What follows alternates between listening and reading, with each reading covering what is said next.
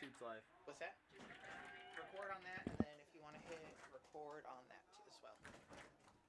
Top one. Make sure the YouTube's live. Alrighty. It doesn't want to record. It doesn't understand. Whatever, we'll be fine. And we welcome you to Futbol Fridays here on Hornet Radio. Ryan Osborne, Mark Pavlovich, joined by Joseph Pavlenko. Hi. And a whole host of the CRTV 145 class here on a Friday night as we get set for Futbol Fridays. Now, before we get into the starting lineups in the beginning of this game, we will step aside for the national anthem. But once again, we welcome you to Futbol Fridays on Hornet Radio.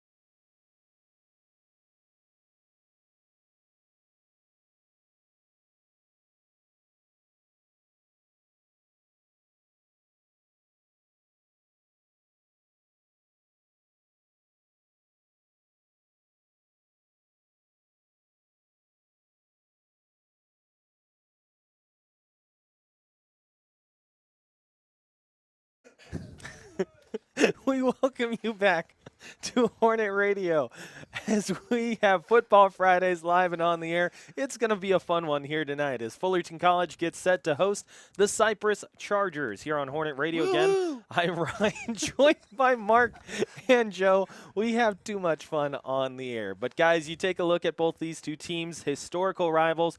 I've got the voice of Cypress College soccer and also Saddleback on to my right side, and Joe as well here watching Futbol Fridays throughout the entirety of the year. Very quickly, guys, before we get into it, let's get to the starting lineup for Cypress College. You look at the Cypress College Chargers, and Mark, I'll let you get more into it as soon as we get through this lineup, but Giovanni Villagrana, joined by Giancarlo Vega and Santiago Martinez, Alex Gomez, Kleber Aran, joined by Frank Troya, Daniel Almaraz, and then also Daniel Zamaripa, and Daniel Show, Isaac Morales, and Jaden Roberts. That's the lineup for them. When you look at Fullerton College, we flip it over to the Fullerton College Hornets. Evan Yole, joined by Oliver Torres Martinez, Giovanni Sanchez, and Camilo Arellano. Max Ron and Jacob Ponce with Pedro Delgado.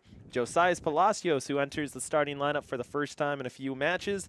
Brandon Acevedo and Andrew Ariola, joined by Ryan Marino Rojas. Mark, I bring you into it. You saw the starting lineup for Cypress.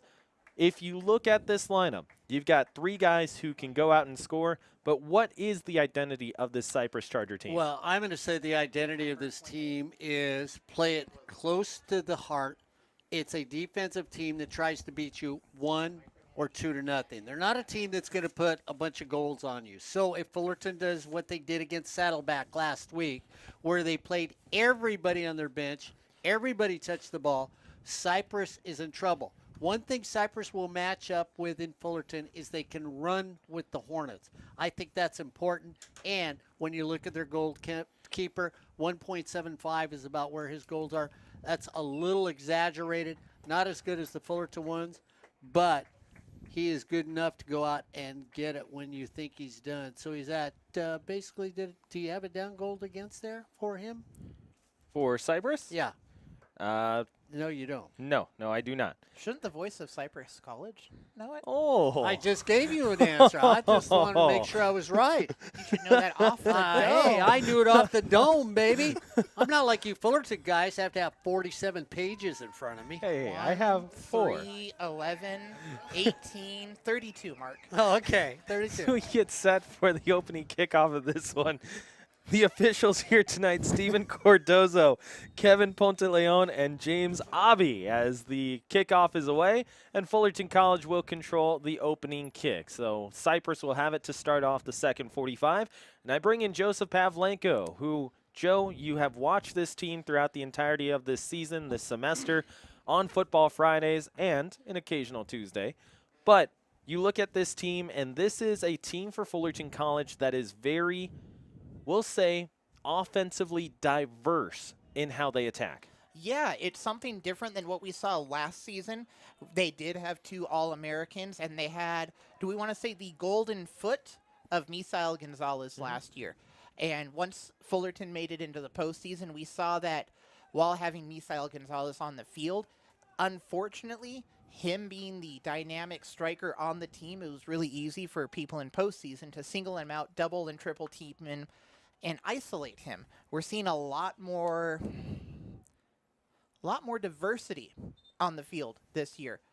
You know, goal scoring opportunities can come from any foot, anywhere on the field. It feels like keeps it exciting some weeks, and it keeps Fullerton's opponents guessing. It's what Corey Nayland said 4 weeks ago in a matchup for Fullerton College football, gridiron football. He said the offense has a lot more spread additiveness, and that's exactly what you will see from this squad. There you go. See? There you go. You spread it out throughout the entirety of this lineup. You have guys like Max Ron, as he ends up watching this one on the left side of the park, who will be the commander on the field for the Hornets as they try and get a counterattack going. Left-hand side, Fullerton College trying to move up the park, looking for Giles. Giles trying to bring it over to Acevedo. Now a little chipper that goes towards the top of the box, actually inside the 6-yard marker, and it will end up going away.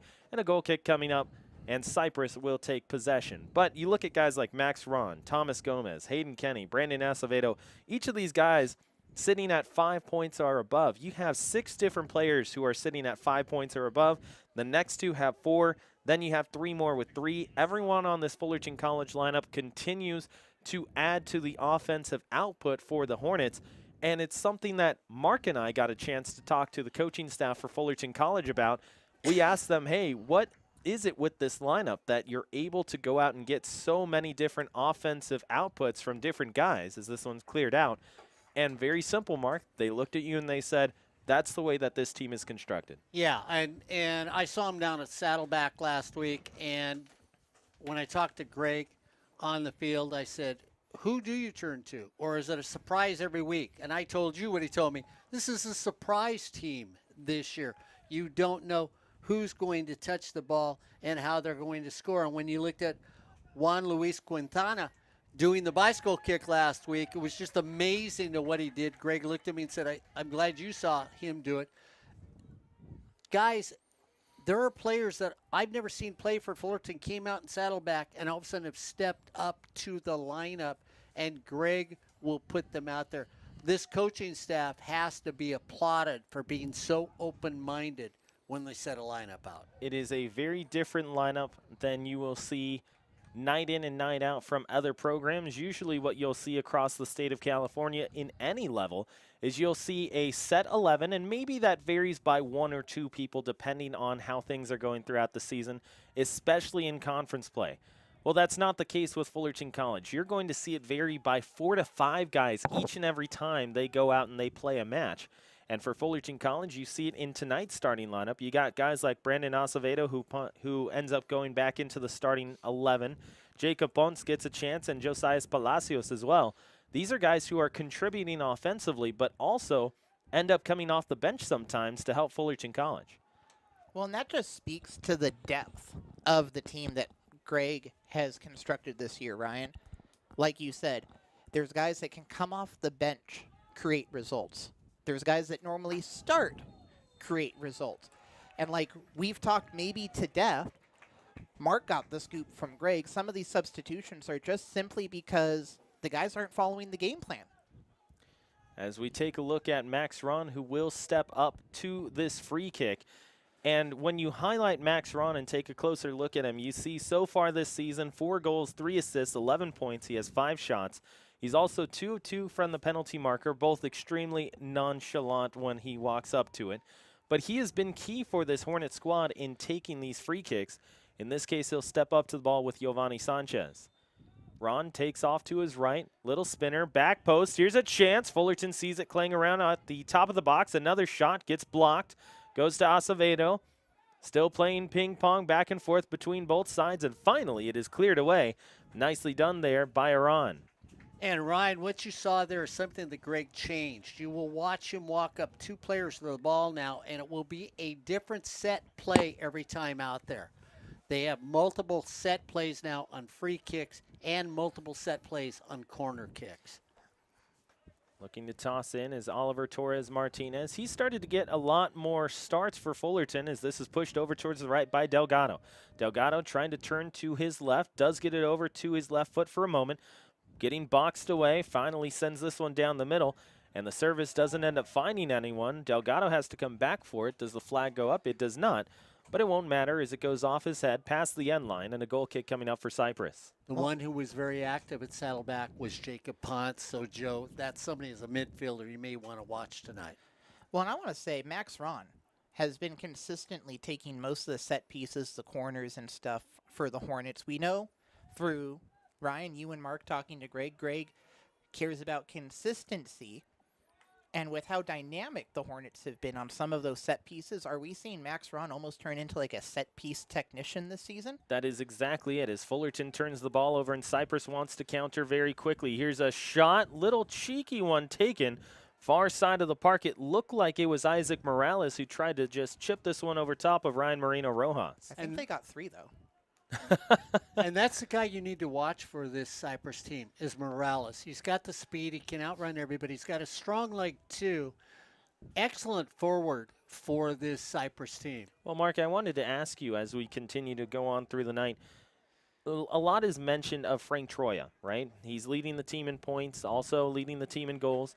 But is he the guy that makes this offense go? No, I don't think so. I mean, I think he's somebody that gets set up a lot. Again, when you think that they only average, Ryan, 1.79 goals per game, so they're not a prolific scoring team on there.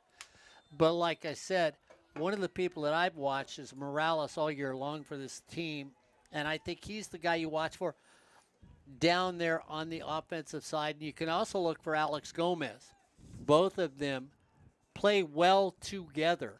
And that's one of the things you look for, pairs that play well together or look for each other. You'll see that from both of them.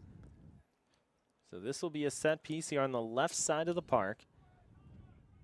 Left-footed attempt coming up in just a couple of moments by Iran. Iran service down the middle, doesn't end up finding another Charger, and it gets away.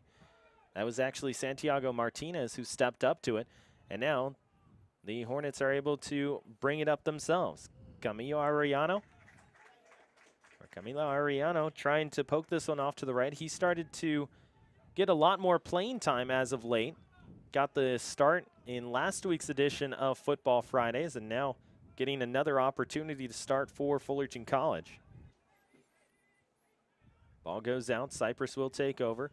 For those of you who are unfamiliar with Football Fridays, it is a very different broadcast than what you are used to. Yes, there will be play-by-play, and we're going to keep up with the action throughout the night as Arellano gets up to it, tries to poke this one off the off foot, and a save will end up being made there. And they're actually going to say that it is offside, so Arellano trying to get that one to go. Doesn't end up working for him, and he ends up being out of position anyways. But going back to Football Fridays, the way that we end up hosting Football Fridays is that you're going to hear a lot of conversation between myself, Mark Pavlovich, Joseph Pavlenko as well. And last week we had Ari Nakshon on the air with us having those conversations about the state of the game, the current way that community college soccer is played, how things are trending, and also the trends for each of the teams that are playing throughout the night. And it's going to be a very different broadcast than what you're used to. But, of course, we will continue to bring you the play-by-play as the night continues. But we also want to make sure that we stay up to date with the latest trends, the latest movements across the not only CCCAA or the 3C2A, but across the game of soccer as we continue to promote the game of soccer throughout Southern California in what is the largest and quickest growing sport in the nation. And, you know, Joe, I wanted to bring something up because you talk about defense all the time here. Cypress starts this game with 5 defensive players, and that's what I said. They're going to try and keep this game a 1-0 game or 0-0 at halftime. The other thing I think you'll enjoy watching Cypress, they don't mind getting physical out here. And, you know, the rumors have it. Did they want to go to Fullerton? Did they want to go to Cypress? You know, the coaches will deny anything like that. But that's what makes this game fun, too, because these players know each other. And they know where the other player is going, and they want in the OEC to say, this is where we got this year, and, hey, we left you at home with the baked goods. And the other thing to that as well, Mark, the big thing about this matchup is the fact that it very well could decide how the rest of the OEC goes throughout the season in terms of who's going to come away with the conference crown. These two teams are technically separated by 3 matches. Poked off to the right. Here's an opportunity for Ariano. Does he have the angle? He does not. Going to get caught up to and angled away nicely there, as it looked like it was Vega who caught up to it and was able to angle the ball out of play, and it will be a goal kick. Joe, they match up foot speed-wise. Yeah, they to do. Fullerton. Yeah, when you were breaking down Cypress's play and saying they were a quick team, I immediately dreaded that we might end up seeing a match like we did 2 Futbol Fridays ago when it was a kickball match and it was a foot race between the 2 teams on the field. But I like seeing that we're actually seeing some tactics, some passing. We're seeing people try to create those scoring opportunities, lengthen the field, pull people out of position, stuff like that, versus just having a kickball and let's see who could run faster contest for the evening. Ball over towards the left side for Fullerton. Backline very active for the Hornets as Max Ron is going to check it over towards himself. He'll spin it back to Evan Yole. Yole, a very steady presence for this Fullerton backline. And the way that you hear his play style, a word that kind of comes up a lot is the word flawless, Mark, because the way that he handles his angles, it's very efficient, and he's not going to have a lot of wasted movement. So you're saying he paid attention in his geometry classes? He did exactly that. Yole brings it back, scoots it over to his right to Oliver.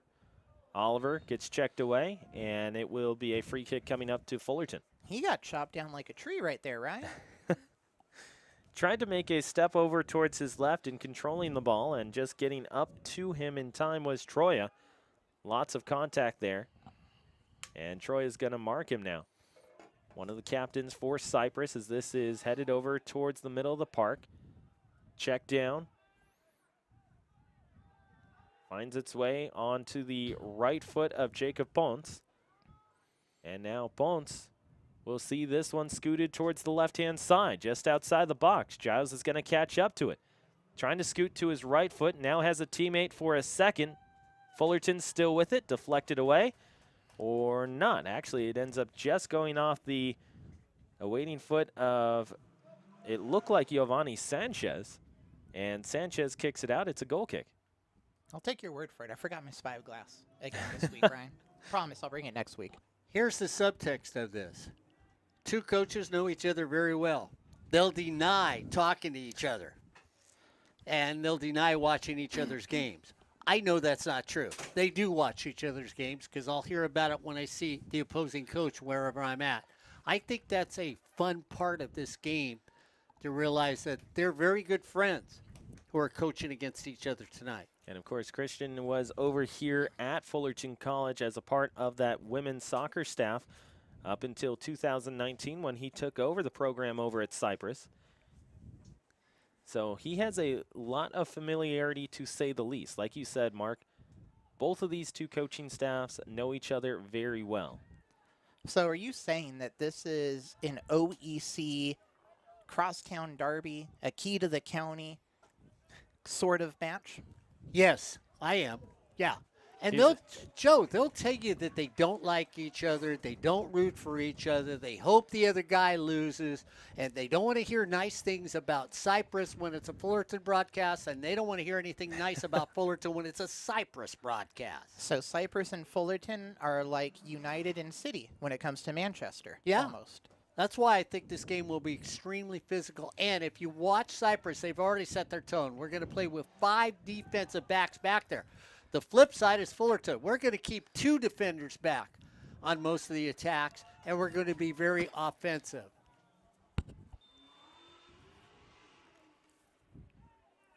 Flag goes up, offsides, Fullerton College. As we mentioned earlier as well, that subcontext for this match is, again, these two teams fighting for the Orange Empire Conference crown. Only 2 teams have won the OEC in the last 8 to 10 years, and it has been Fullerton and Golden West. And Cypress is trying to throw their hat into the ring as well. Well, and you realize with Cypress tying Santa Ana last week, they didn't lose anything. They didn't really gain anything. They didn't gain anything on Fullerton except a half a game, and they lost a half a game to Fullerton with the ties. We have a player down. Then you got Saddleback that has creeped their way back into this below Santa Ana. So Santa Ana is still sitting there in 3rd place. Now it's Santa Ana, and right there is at 3rd. Then you look and go down maybe a little farther. Santa Ana, Saddleback's right there. This is a 4-conference team to make the playoff if you look at their power rankings. The OEC, just like in volleyball, Corey Nalen called the other night, 4 teams, Corey said, from the women's side of volleyball. Right now, Ryan, even if Fullerton stays where they're at with a 3-game lead, there should be 4 teams from the OEC making the 24-team playoff in the South. You look at Fullerton currently, as we mentioned, technically 3 matches up because you need 3 straight decisions for Cypress and then 3 on the other side for Fullerton for them to be able to catch up. As Torres Martinez tries to get this one over towards Ariano, and it's too far out in front of him. But with only 6 matches left to play, including tonight for both of these 2 squads, there's a lot of ground to make up for Cypress. But like you mentioned, Mark, it's not necessarily a question of the conference crown. You always want to go out and get a conference championship. It gives you an automatic bid into that 2014 or 24-team postseason. And then also gives you the opportunity to say, hey, you know what, we were the best in our conference. But you know that coming into this, if your quality stays the same, if your form stays the same, you're going to be in that postseason. Well, guys, realize that Fullerton's on top of the OEC, yet Fullerton is behind Saddleback in power rankings. Right. So if it's a third, you might not get the matchup even if you win the conference if you're Fullerton College that you want. It's very similar to how March Madness ends up determining their overall rankings and matchups. Just because you are the conference champion does not mean that you are going to get a more favorable seed or matchup than the team who may have been ranked above you or had more power points than you. Getting back for it is Areola, and he's able to catch up to it. Ryan Marino Rojas has to kick it away, and I believe they're going to say that's a foul against Fullerton College and Areola. Areola not thrilled about it. I'm going to go back to Joe. Joe, when you watch these 2 defensives, though, not only do they have the speed, but they also know how to get back or beat somebody to a spot. That doesn't mean I'm faster than you. I just play it better than you. Yeah, that comes down to something where I've been saying it's awareness of the field, awareness of positions and positioning and that sort of thing. It is kind of being able to read plays almost and be able to find yourself in that advantageous position and create a create that opportunity. What I love seeing is seeing a defender shadow a forward or a midfielder just kind of creep behind him. He sees the pass or the long shot come down the field and just kind of, almost like a wide receiver in football would, run up, go, cut in front of him, and then take off with the ball. It's a long answer. I'm sorry, Mark. No, but I liked what you were saying. That's why I was listening to you, because I don't disagree with anything you have to say. Kyle Sherman. Dangerous claim. Kyle Sherman looking to check in just a few moments. Fullerton College men's basketball squad is out here as they get set to start off their season. Of course, they go through a couple of scrimmages against other teams across Southern California in preparation for their season. Ball goes in towards the box, kept inside by Fullerton's back line, finally scooted away. Well, and Ryan, that's a through line that we can say that goes from gridiron football, American football here at Fullerton College, football at Fullerton College, and basketball at Fullerton College, where you think of those three programs, and one thing that you can say that is normally always solid is the defense. No, you're absolutely right, and that's the thing, is that each of those three programs have hung their hat on the fact that they have a defensive prowess that is nearly second to none. Of course, you look at Fullerton College gridiron football. Brian Crook's defense has been relied upon year after year to go out and get a big play so that way they can have momentum and move forward and have success in their conference and across the state as well. And, of course, if you're going to talk Fullerton College men's basketball, well, Perry Webster's defense already has a legacy and legend of its own. Now you come over to Fullerton College football, like you see here on Futbol Fridays. The back line for each of the last two seasons where Fullerton has had their success starts from the back line, then moves up. So like you're talking about, that through line, that thread that connects all three teams is the defense for each of these programs. Right, and Perry Webster's defense in basketball, like you said, legendary, its prowess. Being in October, we can almost say his defense is becoming the monster under other teams' beds.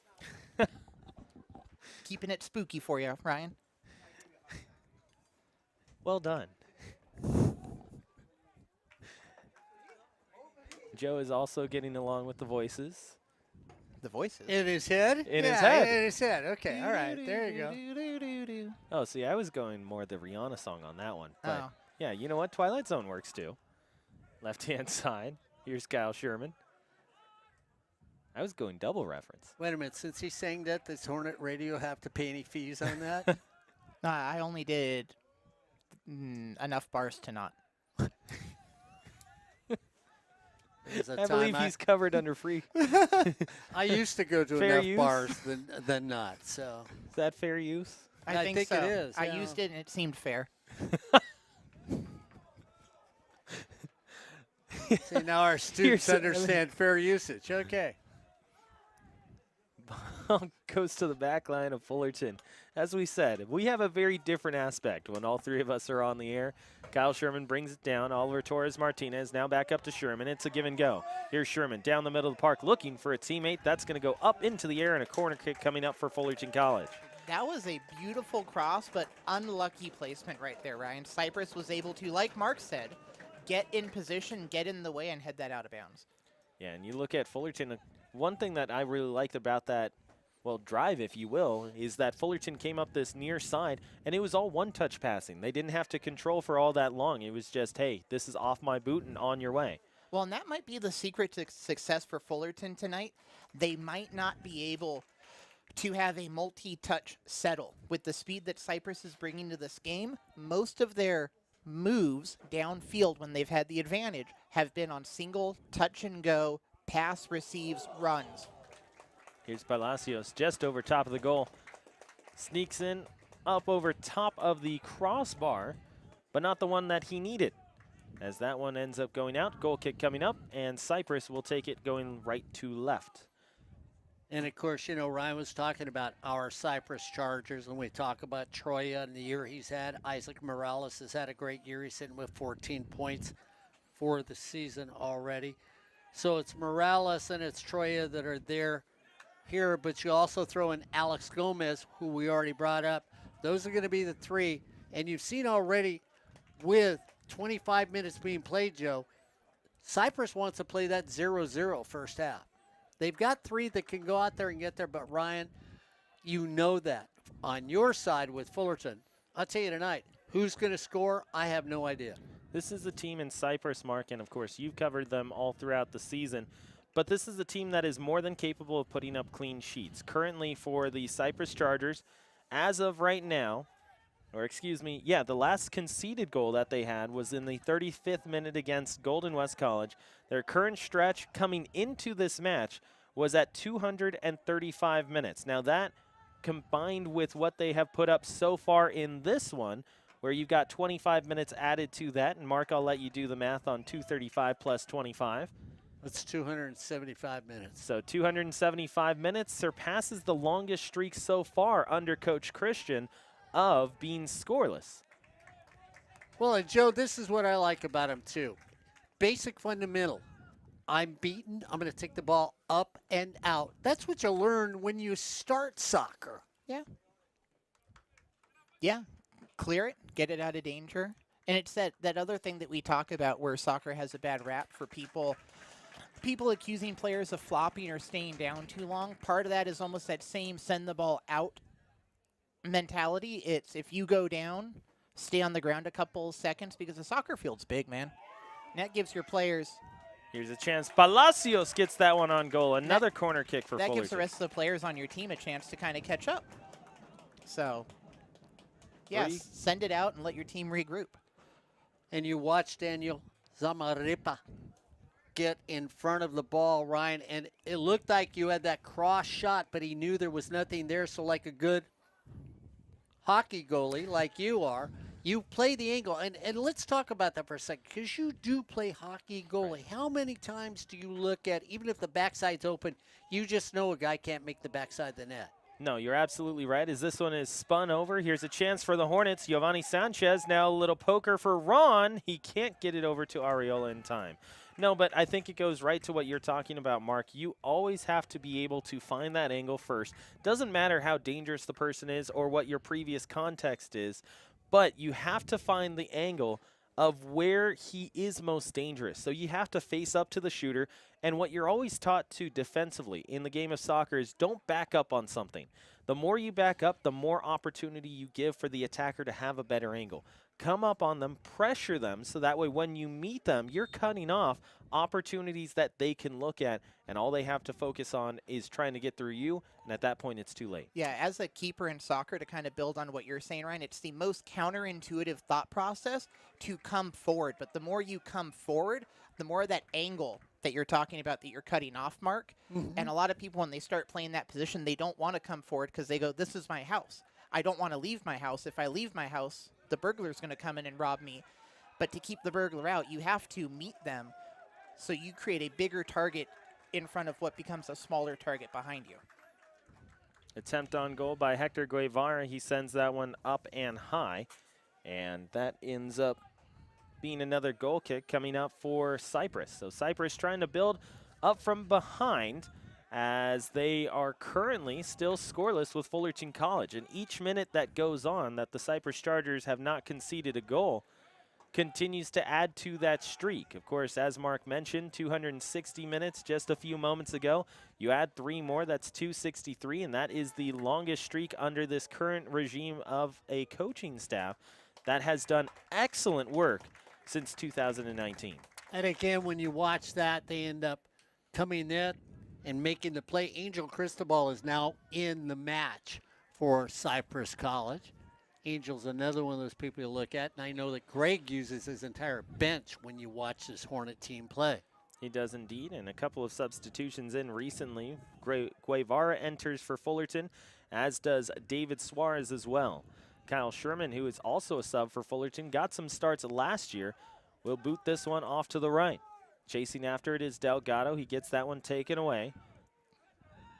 You know, guys, us being part of Hornet Radio here, part of Hornet Media, being the music guys, I like to talk about tempo, rhythm of the game.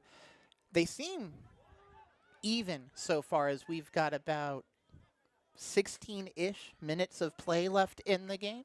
Going into half, Mark, somebody scores a goal now, changes the tempo, changes the second half. What do you think? Yeah, I agree with that. And one thing that's real interesting, okay, you guys have done enough Fullerton, and I saw it against Saddleback. When they score their first goal, it seems like the team breathes. You guys will always tell people when they're on the radio, take a breath. The offense takes a breath once they break the protective shield.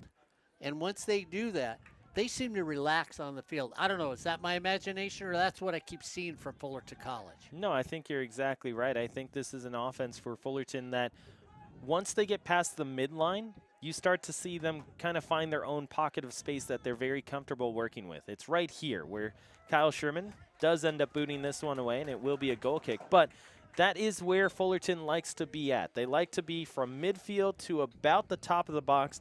That's where they find their spacing, they find their rhythm. You're not going to see them do what I will say is very common in the 3C2A, where you get past midfield and all of a sudden you're making 8 different 5 to 10 yard passes in a 20-second span just because you're trying to get it over to a teammate and away from you. Instead, what you'll see from Fullerton is you'll see guys running into open space, continuing their runs, and identifying when another teammate is making a similar run and course correcting so that way you can open as much space as possible. Their pocket of space that they are most happy being in is from the midfield line to the top of the box. Well, and this kind of being a hometown rivalry game, I definitely think somebody cracks that seal and finds the back of the net before the half. It's going to have an effect on the morale of the other team going into the half. Foul against Fullerton, right-hand side. That's going to go against Pedro Delgado, and taking possession is Cypress. And Mark and Ryan, before this game, you guys were talking to me about how Cypress has been a historically tough opponent for Fullerton College. Yeah, you look at Fullerton and Cypress, if I remember correctly, and my research was correct, then Cypress has continued to be undefeated at Fullerton in the last 4 years. They have successfully done the work against Fullerton College on the road. Now, of course, the last couple of meetings at home between Fullerton and Cypress haven't gone the Chargers' way, but they have done exactly what they would like here at Fullerton. And last year against the Fullerton College Hornets at Hal Scherbeck Field, they were able to earn a draw. Cristobal has a foul called on him as he goes down low for that one, Ryan. And again, they know where the Hornets like from here. This is an area too, Ryan, that the set plays can change up. And I saw Greg doing that against Saddleback the other day. It's not just drive it towards as we go out to the right instead of driving it towards the goal. Another corner kick for Fullerton. That's their fourth. A lot of the time of possession has been spent on the right side of the field throughout the entirety of this first half of play. Fullerton going to chase after it, and it looks like it's going to be Max Ron. He gets direction from Alex Ione on the sideline. Well, and if you're Fullerton College, that's certainly maybe not a deep breath or sigh of relief, but keeping it on your opponent's half or even your opponent's third of the field, that's definitely going to make you breathe a little bit easier. But like Mark said, with that 5-person stack on the back, Cypress College is able to keep their composure and stop Fullerton from doing anything, might sound a little harsh, but meaningful so far in the game. Daniel Zamaripa is able to make the save there just a few moments ago, as you see Fullerton College going into what is very literally a set play for Fullerton. What you saw there, Mark, is that everyone from Fullerton on the drop of a hat came away from the 6-yard marker, and it's almost like they formed a wall. Here's a chance for Cypress. They try and come away with a shot as Ryan Marino Rojas gets beat on the right side. And Marino Rojas is able to get back. His back line helps him out. Well, he didn't get beat. He misplayed. He went out thinking he could handle the ball, and the ball was not there. And if you're a Cypress fan, you go, boy, we missed an opportunity because he doesn't normally play that way. 11 minutes left in the first half, and we're starting to see some of that chippiness, some of that physicality coming out that you were predicting we'd see tonight, Mark. How do you call that a foul against Cypress? I don't believe he did. I think it's going to be a throw-in. Yeah, that's a throw-in, Mark. Oh, okay. I thought he called a foul against Cypress. Initially, that was my same reaction because everyone vacated and you had a little bit of a protest coming up by Troya as he walked up to the official and said, hey, what is the clarification here? But it ends up being a throw-in. Coming in for Fullerton College as they bring in David Garcia. They will have Pedro Delgado take a seat, and Cisco Torres also sits for the Hornets. Entering the game will be Jair Vargas. Fullerton, excellent job of making sure that the whiteout is in effect, as about 85% of the fans, maybe 90, here directly in front of us on the Fullerton side of the field are dressed in white. Use your abacus for that one. I did indeed. Click, click, click. All right, that's 95 people out of 100. That's about 95%. Moved over towards the left. Very well attended game here, not only on the Fullerton side of the field, but also on the Cypress side of the field as well. This is a stadium that has the capability of having over 3,800 in attendance. There are a lot of people here, not only for Fullerton, but for Cypress, as Joe mentioned. Kind of that crosstown rivalry almost, as these two are sister campuses. Takedown in behind the play, as not thrilled with that call is Isaac Morales, and hitting the deck for Fullerton College ends up being Hector Guevara. Well, it definitely looked like Acting 101. I was going to say Guevara misstepped and took a tumble. I don't think it was on a Cypress player's. I don't think he affected that whatsoever. And I want to give a lot of love to the fans from Cypress, because across the way is filled also. No, absolutely. And Mark, I mean, you've talked with these parents, supporters, and fans of Cypress College. They are one of the most passionate fan bases across the 3C2A. Oh, yeah. I mean, if you sat at a Cypress game, just like you're at a Fullerton game, except we're right by the field, the referees get an earful during a game. And I'm sure if we could move the Fullerton fans down by the field, it would be just as or more vocal. Well, it looks like joining some of the basketball players here, it looks like we've got, is that Speedy I'm seeing over there, and some softball players, Ryan?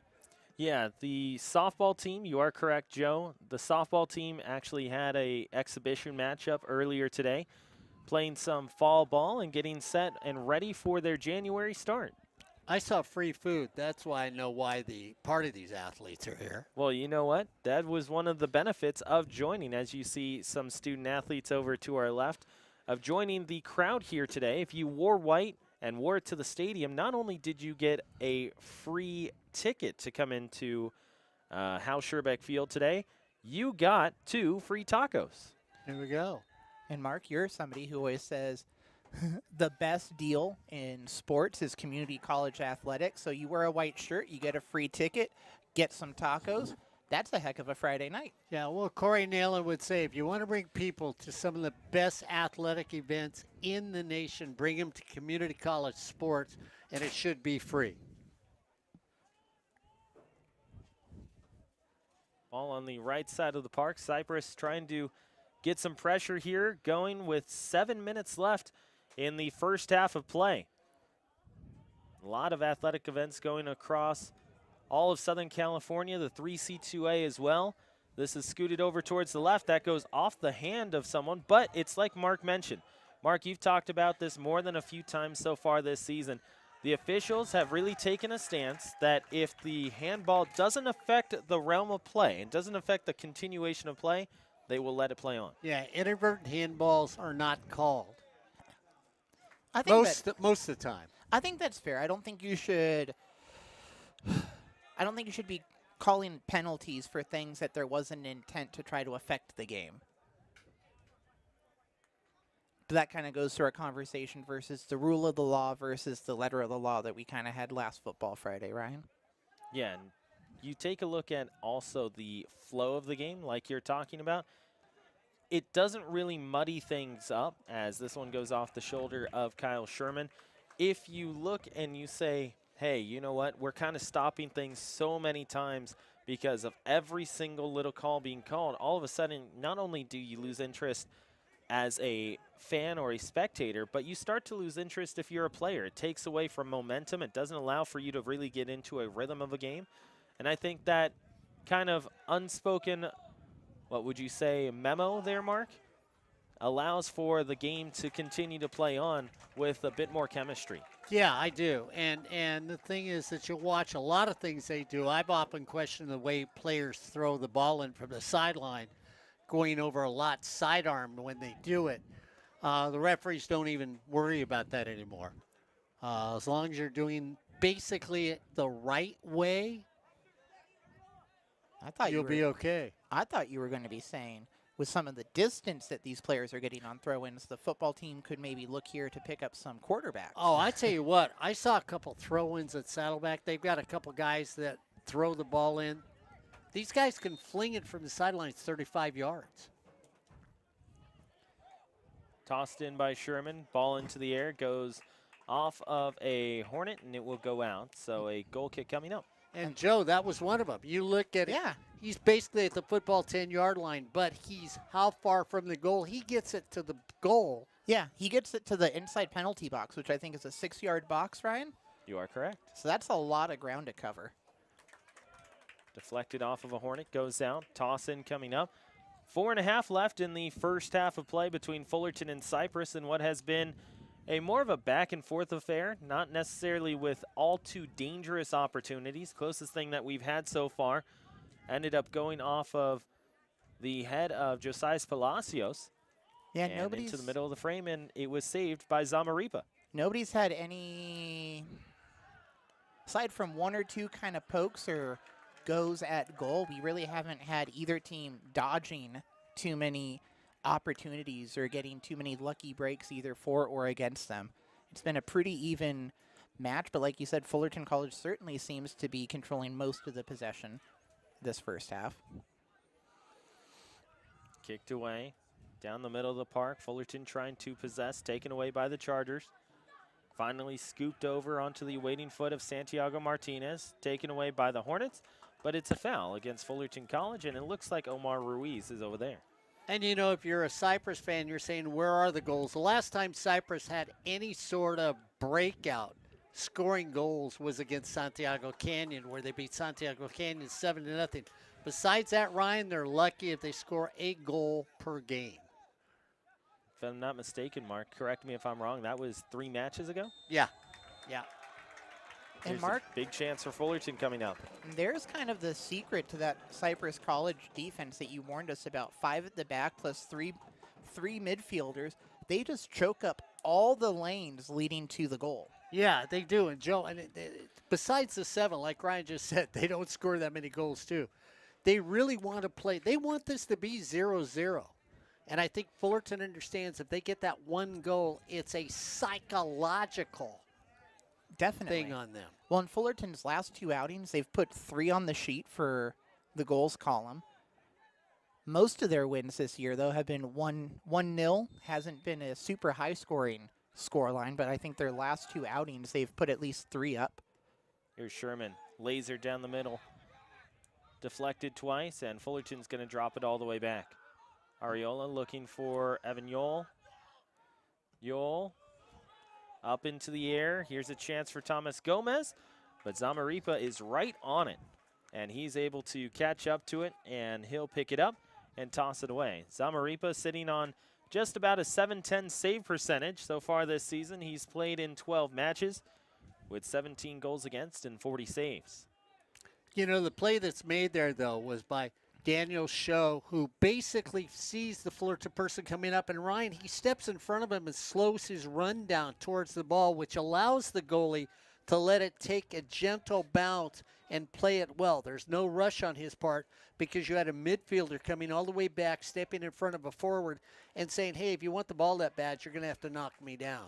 Well, in Fullerton at the half field line, doing a great job of pulling the Cypress Chargers back, trying to create some fewer bodies on their attacking third. But Cypress is so fast, you have to be careful with those back passes because one missed possession and Cypress is down the field. Tossed up, Cypress takes over. Now it goes over to Guevara. Guevara has that scooted away from him, and it will be a throw in Fullerton College. Nope, actually. Well, there's going to be a discussion, and the referees are going to be told, hey, you need to settle down on the sidelines. And you'll see this at a Cypress game. There's been a few yellow cards along the way towards the bench of Cypress this season. We've seen the opponents carded a couple times on Futbol Fridays. Yeah, this home year. cooking, home cooking.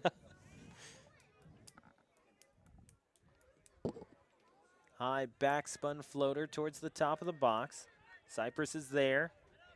Now for Vargas. Vargas on his right foot looking for a teammate. He's got Omar Ruiz. A shot. It's deflected twice. It goes off of Gomez, who is offsides, I believe. And Fullerton College was that close. Talk about knocking on the door, Not Ryan. even. Not even. Daniel was in the right place at the right time. He got the hands up. It was a goalie who made a great play, an offensive player that was robbed of making a goal. And therefore, that represents what Cypress does on the soccer field. Did he not just confirm what I said? I said Fullerton College was oh so close. Then he said not even. Then he said the offensive player was robbed. He was robbed. See? It wasn't even just close. like I said. He was robbed on his way. So close. Yeah, he was robbed on his way going to the market. Oh, Corey Nayland, just sit back there and say nothing. That's okay. So it sounds, Ryan, like he was so close to scoring that goal. He was indeed, as here's a chance for Cypress. The Chargers have it.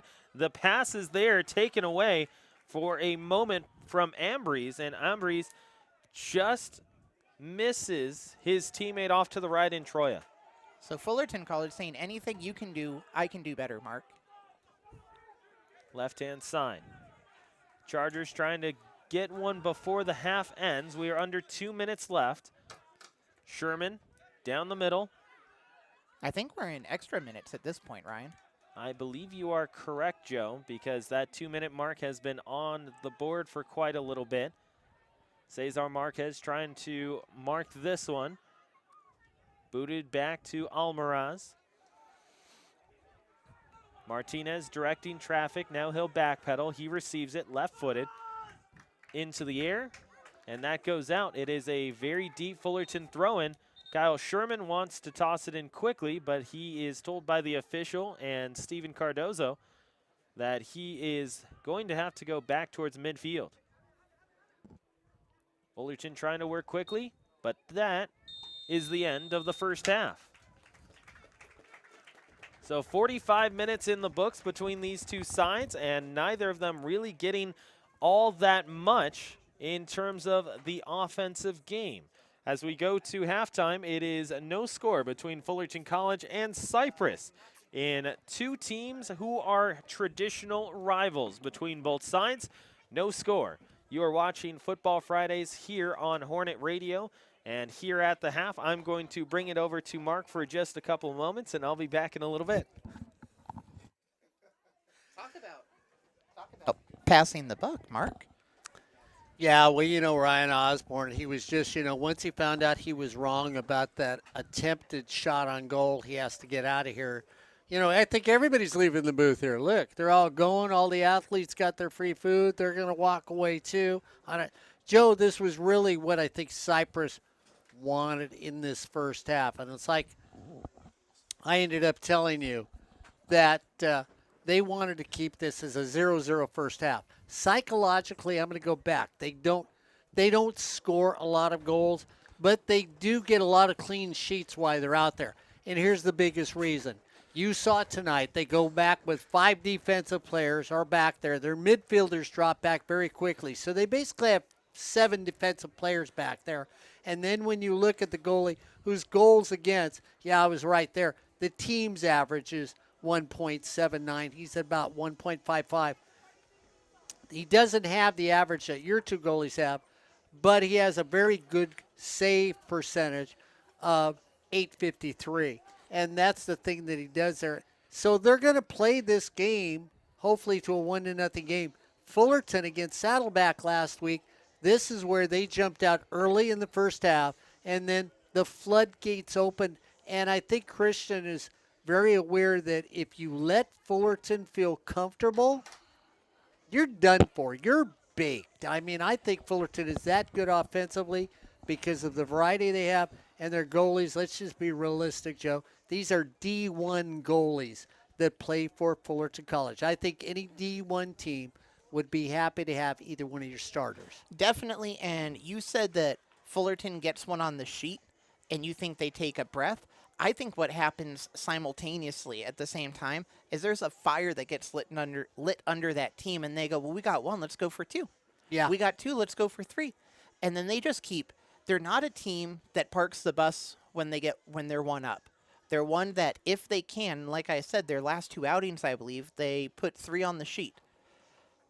They've been finding those different feet to send the balls, to create different scoring opportunities. They've been able to diversify that offense and be able to spread the other team thin, like you might spread your peanut butter thin on a peanut butter and strawberry jelly sandwich, and pull people potentially out of position and create scoring opportunities. And they don't park the bus, Mark.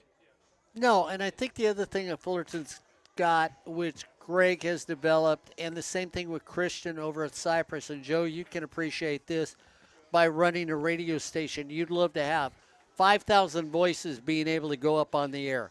If you only have 3 voices, you got a lot of hours to fill with 3 people. It makes it very difficult. So what do? Is you want to have more people. Well, you look at Greg and you look at Christian, they're deep. I teased Greg today and I said, it feels like you play 47 players. And he looked at me and he goes, yeah, and if I do, I would play all 47 players. And that's the thing when I watched them against Saddleback. Players that I didn't see play got on the field, and, of course, the young man who made the bicycle kick, it was like I watched him and went, where did he come from? He's been sitting on the bench. He started tonight. And that's the thing that makes this team very difficult. I've seen other teams that cannot match up with the depth of Fullerton College, and Greg uses everyone. It's like having tight ends on a football team. You would throw them the football if they're a receiver, or why have them out there? So Greg uses everybody and utilizes everybody at all their positions to be able to win a team, and that's what makes them so difficult to beat. You played this game. You get tired running out there. And when he keeps running out fresh faces and they can do what the guy did that just left, what do? You get morally defeated. Well, and that's the other thing. Last year, they weren't slouches either. 2 All-Americans on last year's team. But they had 2 standout players, and that kind of shot them in the foot, like I said earlier. You had the postseason. Most teams in the postseason knew we needed to get 2 bodies, 3 bodies on Misael Gonzalez. We're probably going to shut down that offense. This year, how do you shut down an offense where the goals could be coming from any foot, from what seems like almost any position on the field? I'd make an argument that this team, this year, and you and I were kind of talking about it earlier today, Mark, this might be better than last year's team, which had 2 All-Americans on it. Well, there's no argument about that. I mean, if you look what they keep doing, and let's say they can pull off this victory tonight, or even if it just ends up a tie, they win again at next Football Friday when you guys are here, they could become one of the more prolific soccer teams here at Fullerton College. And then you look at it, Joe, and you go, is it because our goalies are great? Is it because the defense is good? It's because of what? And that's what you want to look at when you're out there of what is. I mean, I'm going to look at you. Who do you make? You've been out here enough. You do this all the time with Ryan. Who would you, if you had to pick somebody right now and say, player on the team, who would you pick? I mean, do you got somebody that you could say, this is the player of the team? Max Ron, Hayden Kenny, 2 standouts, Evan Yole. They've all produced results on that team. Max Ron, 4 goals. Hayden Kenny, like Greg said, kind of the setter, but also no slouch scoring. He's put up at least 2 this season. Yeah, he just scored last week against Saddleback. And then Evan Yoles managed to find at least success at least once. Find the net at least once. And all the players feel like they are playing box to box. I feel like I see Max Ron on the defensive line. I see him at midfield. He's taking the corner kicks on the offense. He scored 4 times. What position does this man play? Or what position doesn't he play on the field? Well, you can take Yole. I like watching Yole play. I really do, because Yole's usually a defender. He's one of 2 that are the defenders, because what they will do is Fullerton will move everybody up across the midfield line. Yole is that guy that's always there to take the ball and do what you like doing it. Fundamentally, I'm going to keep it away from the goal. I'm going to go towards the sidelines. I'm going to battle with them. If they knock it out, we get the ball. Last week against Saddleback, it was Joel. Seemed like he was on every touch when it crossed midfield. Hayden Kenny, everybody knows I like Hayden. I've talked about him before. He came up with the goal. If Hayden Kenny's on the field tonight, Ryan Osborne hasn't called his name once. No. I haven't seen him out there yet. So this is the thing that's amazing about the team. The guys that you talked about, yeah, Max Ron's out there, but no Hayden Kenny. So you say to yourself, then who is the guy tonight?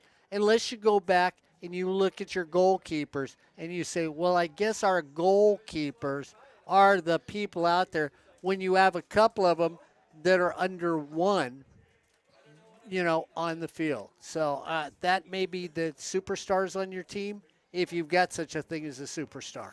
Yeah, and so we've got, let's say, 6 and change till the half is over, Mark. You're the voice of Cypress College. I'll let you go first for Cypress College football. What changes do you want to see the Chargers make going into the second half? What changes do you think they need to make going into the second half to be successful? I think there's no changes. So just continue to hold them. Continue to do what you're doing. This is Cypress soccer. This is Cypress football. We're going to hold on, and then if we get lucky enough to score, and I hate to put the word lucky in there, but it's basically I break away from somebody. It could be a skilled shot. But if we get one in this second half, you're going to watch them. And they did this with Fullerton. When Fullerton came to Cypress, we had a 1-0 lead. We scored early against Fullerton. I really thought, okay, we've got Fullerton on the ropes because we get one more, they're in trouble. We didn't get any more. Fullerton came back and scored at the very end. That's the type of soccer team this is. They'll hold on tight because they're that good defensively. So the first half is, I'm going to say, exactly what Cypress wanted. That's the way they're going to play it. And then if you get a breakout, which you might be able to do, and we already talked about some of the people out there like Alex Gomez, if he gets out there, or Isaac Morales, because they match up well. They're two of the top scorers on this team. Then they're going to win this match for you against Fullerton College. So I'm going to say it's going to come back the exact same way you saw it in that first half. They're going to make Fullerton make an adjustment. So this deep into the game, do you think, after seeing Cypress go up 1-0 to Fullerton earlier in the season, that was an early goal? We see a second half goal from Cypress. Do you think that's going to wear away at Fullerton, or do you think in the same way earlier in the season we're going to see that light of fire underneath the Fullerton Hornets? Yeah, I agree with you.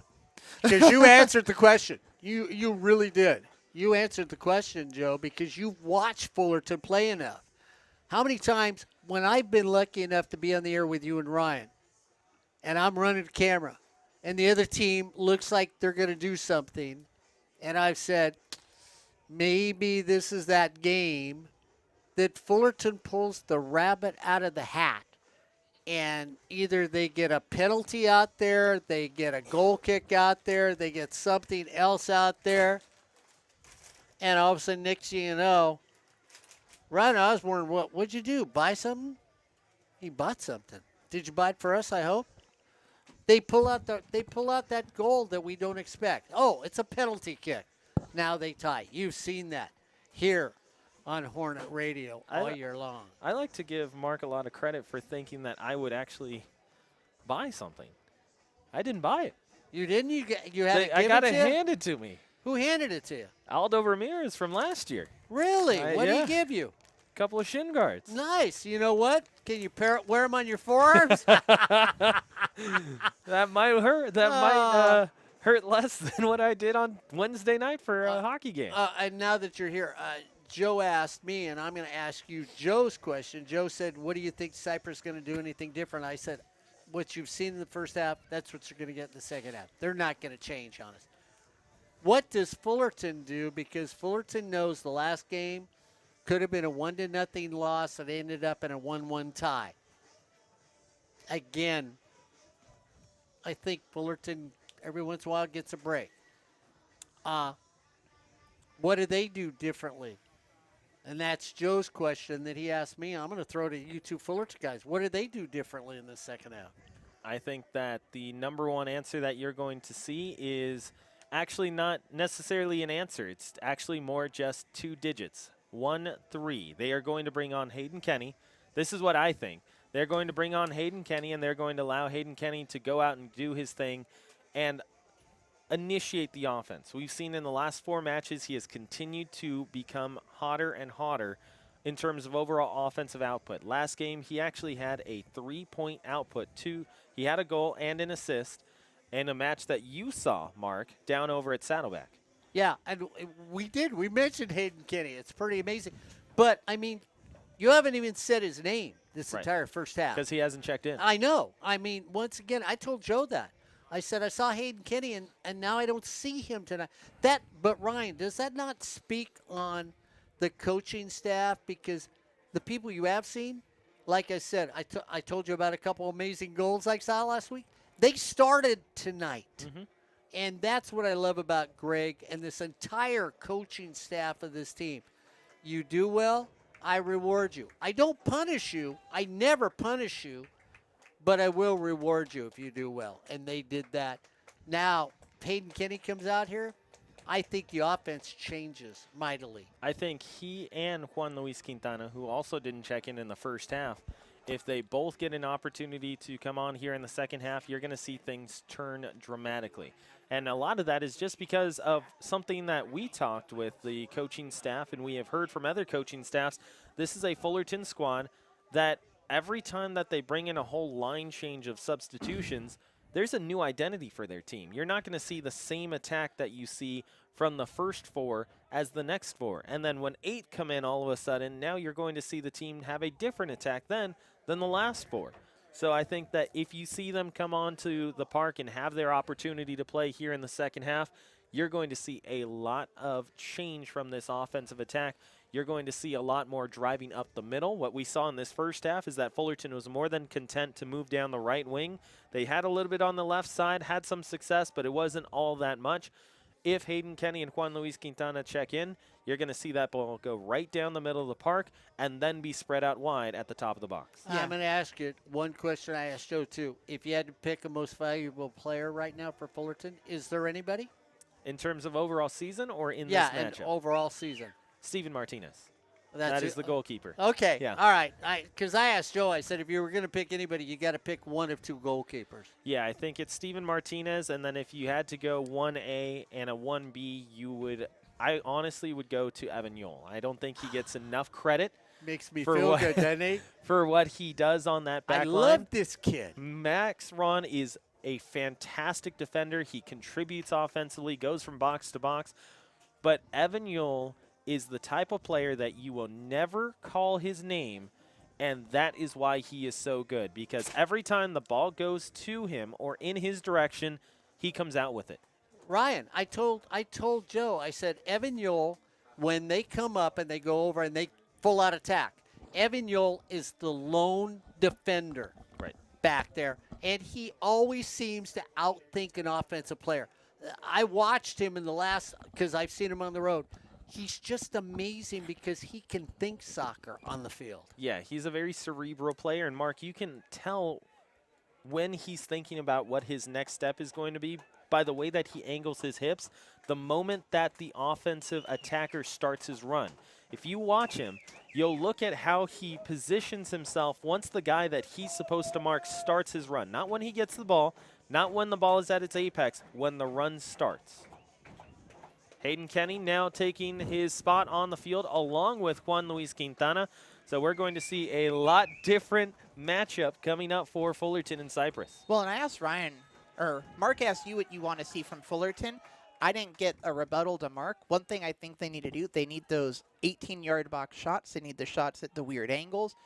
And they just need to, like you said, Ryan, keep the keeper on his toes, let them know they're a threat from any angle, any distance, and get the respect of that offensive line. Yeah, and going to Mark, I mean, this last matchup you saw Fullerton College against Saddleback, there was a guy on the field who scored, possibly the best goal that you will see in the 3C2A this season, a bicycle kick, and he has taken his spot on the field. Oh, dude, it's like I told Greg.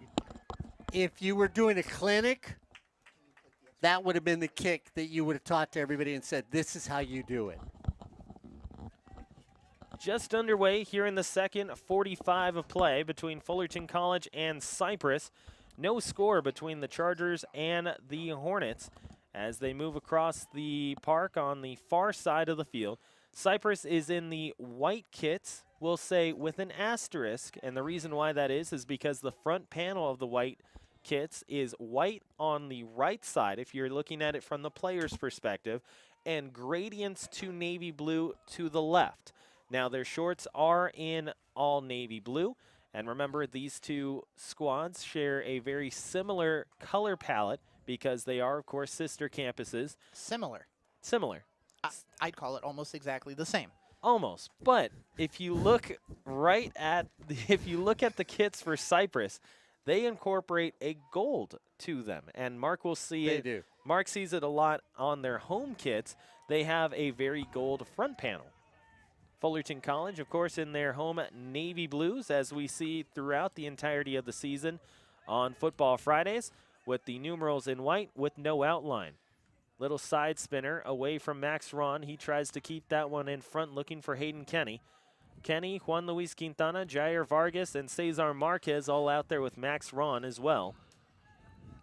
Cisco Torres enters for the Hornets. He's the one who's going to toss it in to Vargas. Vargas now to Cesar Marquez, who takes a shot. And having to really be on top of it there was Zamaripa. Did they listen to our halftime report? A lot of one-touch passing directly leading to goal-scoring chances. Evan Yole able to get that one away, going against Troya. Troya taking a look. That's actually Alan Ambrose. Ambrose will see this one poked back to his own back line.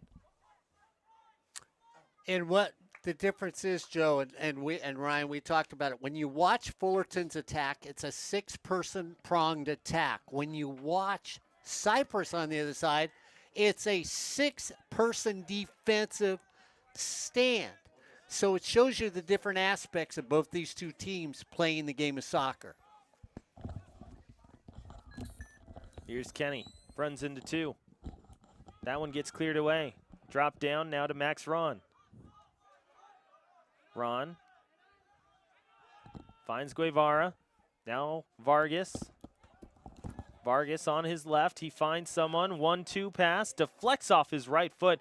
Finally taken away. Scooped up by Isaac Morales. And it's a foul against Fullerton College, so Cypress will take over. So back-to-back possessions, Mark. After Hayden Kenny and Juan Luis Quintana enter, you're seeing Fullerton decide to go to the left side of the park and work their way towards the middle. Here's Cypress. Far side. Working one-on-one against Acevedo. Chargers with Morales. Morales left foot looking for his teammate. He's got someone. That's taken away. No penalty call coming. Chargers shot. Martinez, or make it Marino Rojas, is there.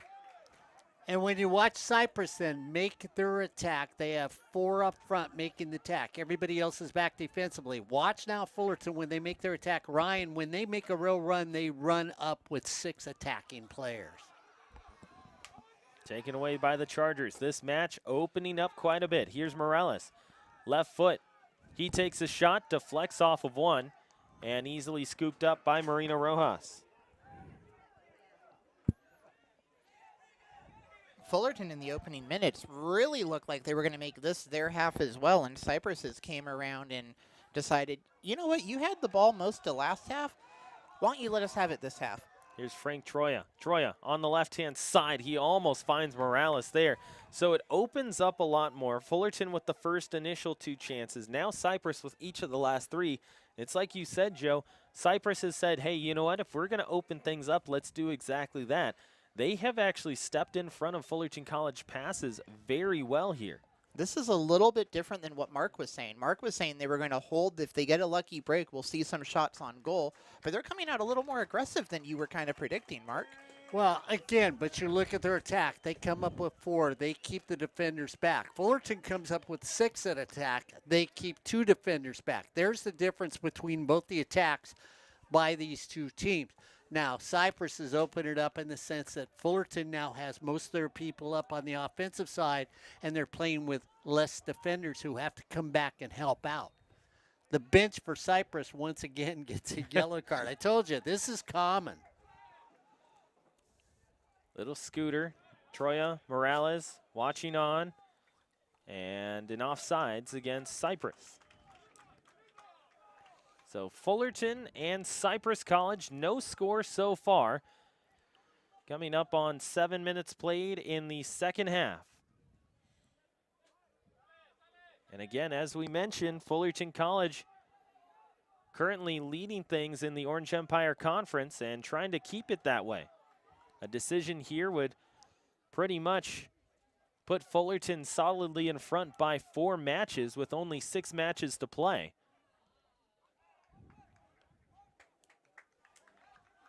Deflected off of a Hornet, I believe, and they're going to say this is a Cypress corner, which is the first of the match for Cypress. Do you think? I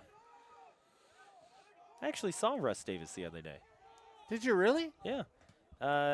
Ended up going to Vanguard University's new gym. As this is Troya, he takes a shot that goes off of a leg.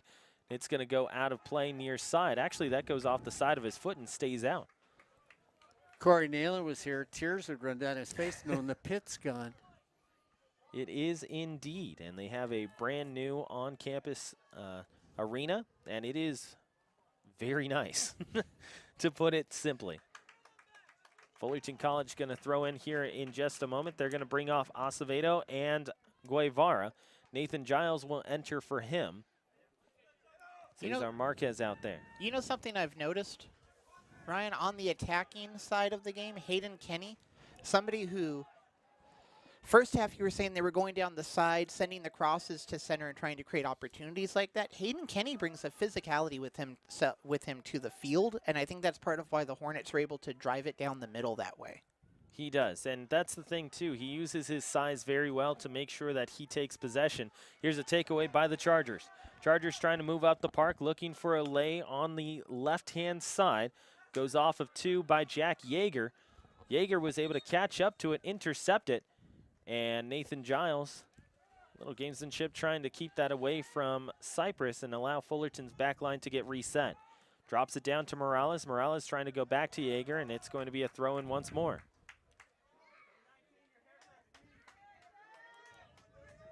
Your Fullerton College Hornets are ranked currently 14th in the state of California. Of course, the rankings were not updated by the time we got here.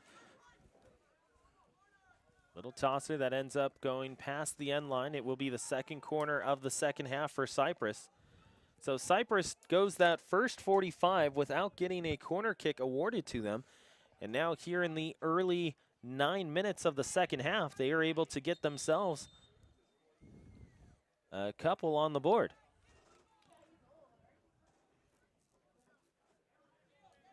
And this is Joe's corner, because Joe, you've seen the referee now starting to say to people, hey, quit the shoving, quit the pushing. Now you can see attitude in this game.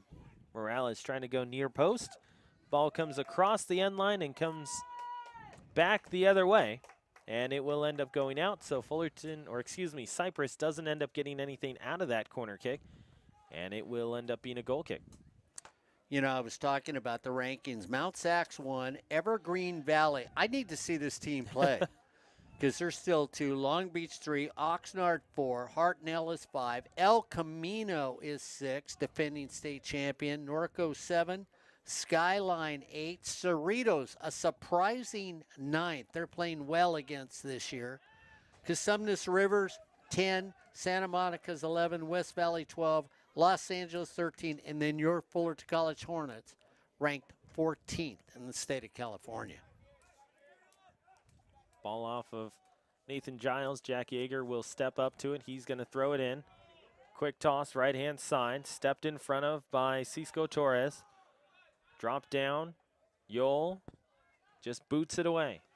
Juan Luis Quintana will watch that as it goes back to Giles. Giles looking for Vargas. It just gets away from one. Here's Vargas on the break. Vargas trying to drop it over to his left to Cesar Marquez. Marquez left-footed down the middle of the park. It's going to be off the hand initially. No, as the official says, nope, that ends up going off the body. Steven Cardozo was right on top of it and had a good angle to see whether or not that ends up being a handball inside the box. Well, we talked about it earlier in the game, Ryan. The refs have been saying if it obviously wasn't intentional and it did not look like the player was trying to affect the flow of the game, that they were not going to be calling these handballs. Yeah, and in this case, to me, I think I agree with the official. Just from this angle, it looked like it went off his body. It was close. Yeah, I but thought it it hit side. like this. Yeah, and the hand happened to be down here, so you saw the hand in that position. Okay, he cupped the ball a little, but that's not a handball. I don't think you can say that on the air. Ryan, you okay? Ryan, come back to me. Ball out on the far side of the park.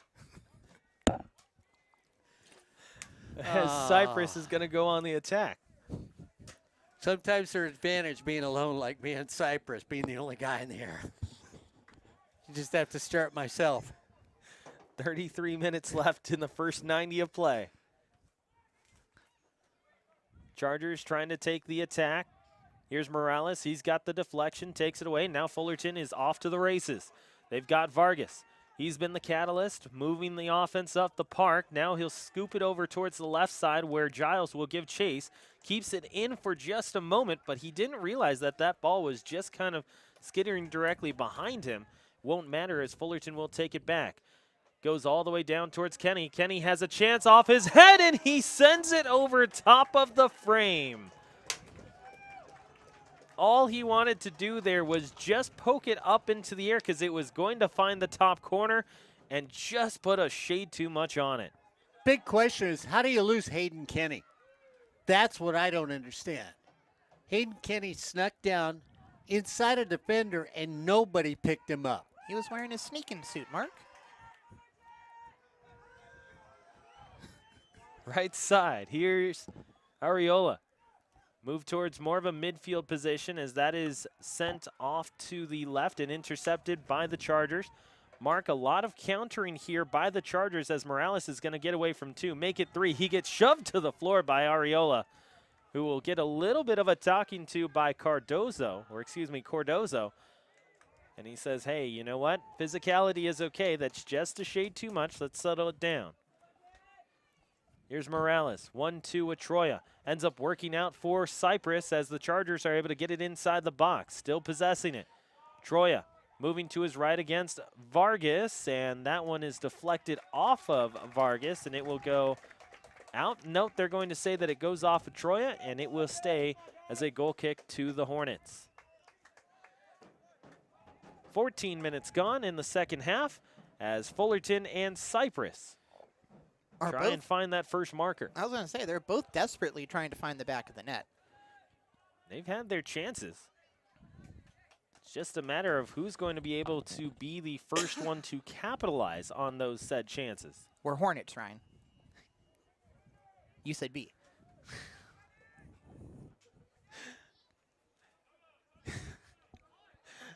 Fullerton gets it back. Here's Marquez now with Giles. Giles trying to push to his right foot. Here's Giles. He's still got it. Takes a shot that gets blocked. Back line ever so present for the Chargers. Turned around. Goes off of Alex Gomez. Nearly taken back by Kyle Sherman, but just wasn't able to get to it in time. And a sloppy pass, not watching for where the offense is at on the field, turning around. Making blind passes are deadly in this game because one of these two teams will take advantage of it. One, I appreciate the shot from Giles there, but Kenny was right there. I know he was between two Chargers. I would have liked him to maybe feed it to Kenny and hope Kenny could have maybe one-touched it to somebody on the wings and maybe create an opportunity right there. Little off-footer and left-hand side gets away from two, and it will end up being a throw-in. So now the opportunity is there for the Chargers to get up the park. Under 30 to play in regulation.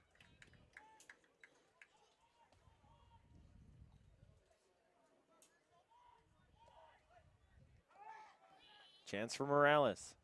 Left-footed. Here's Troya. He leads them in points and goals.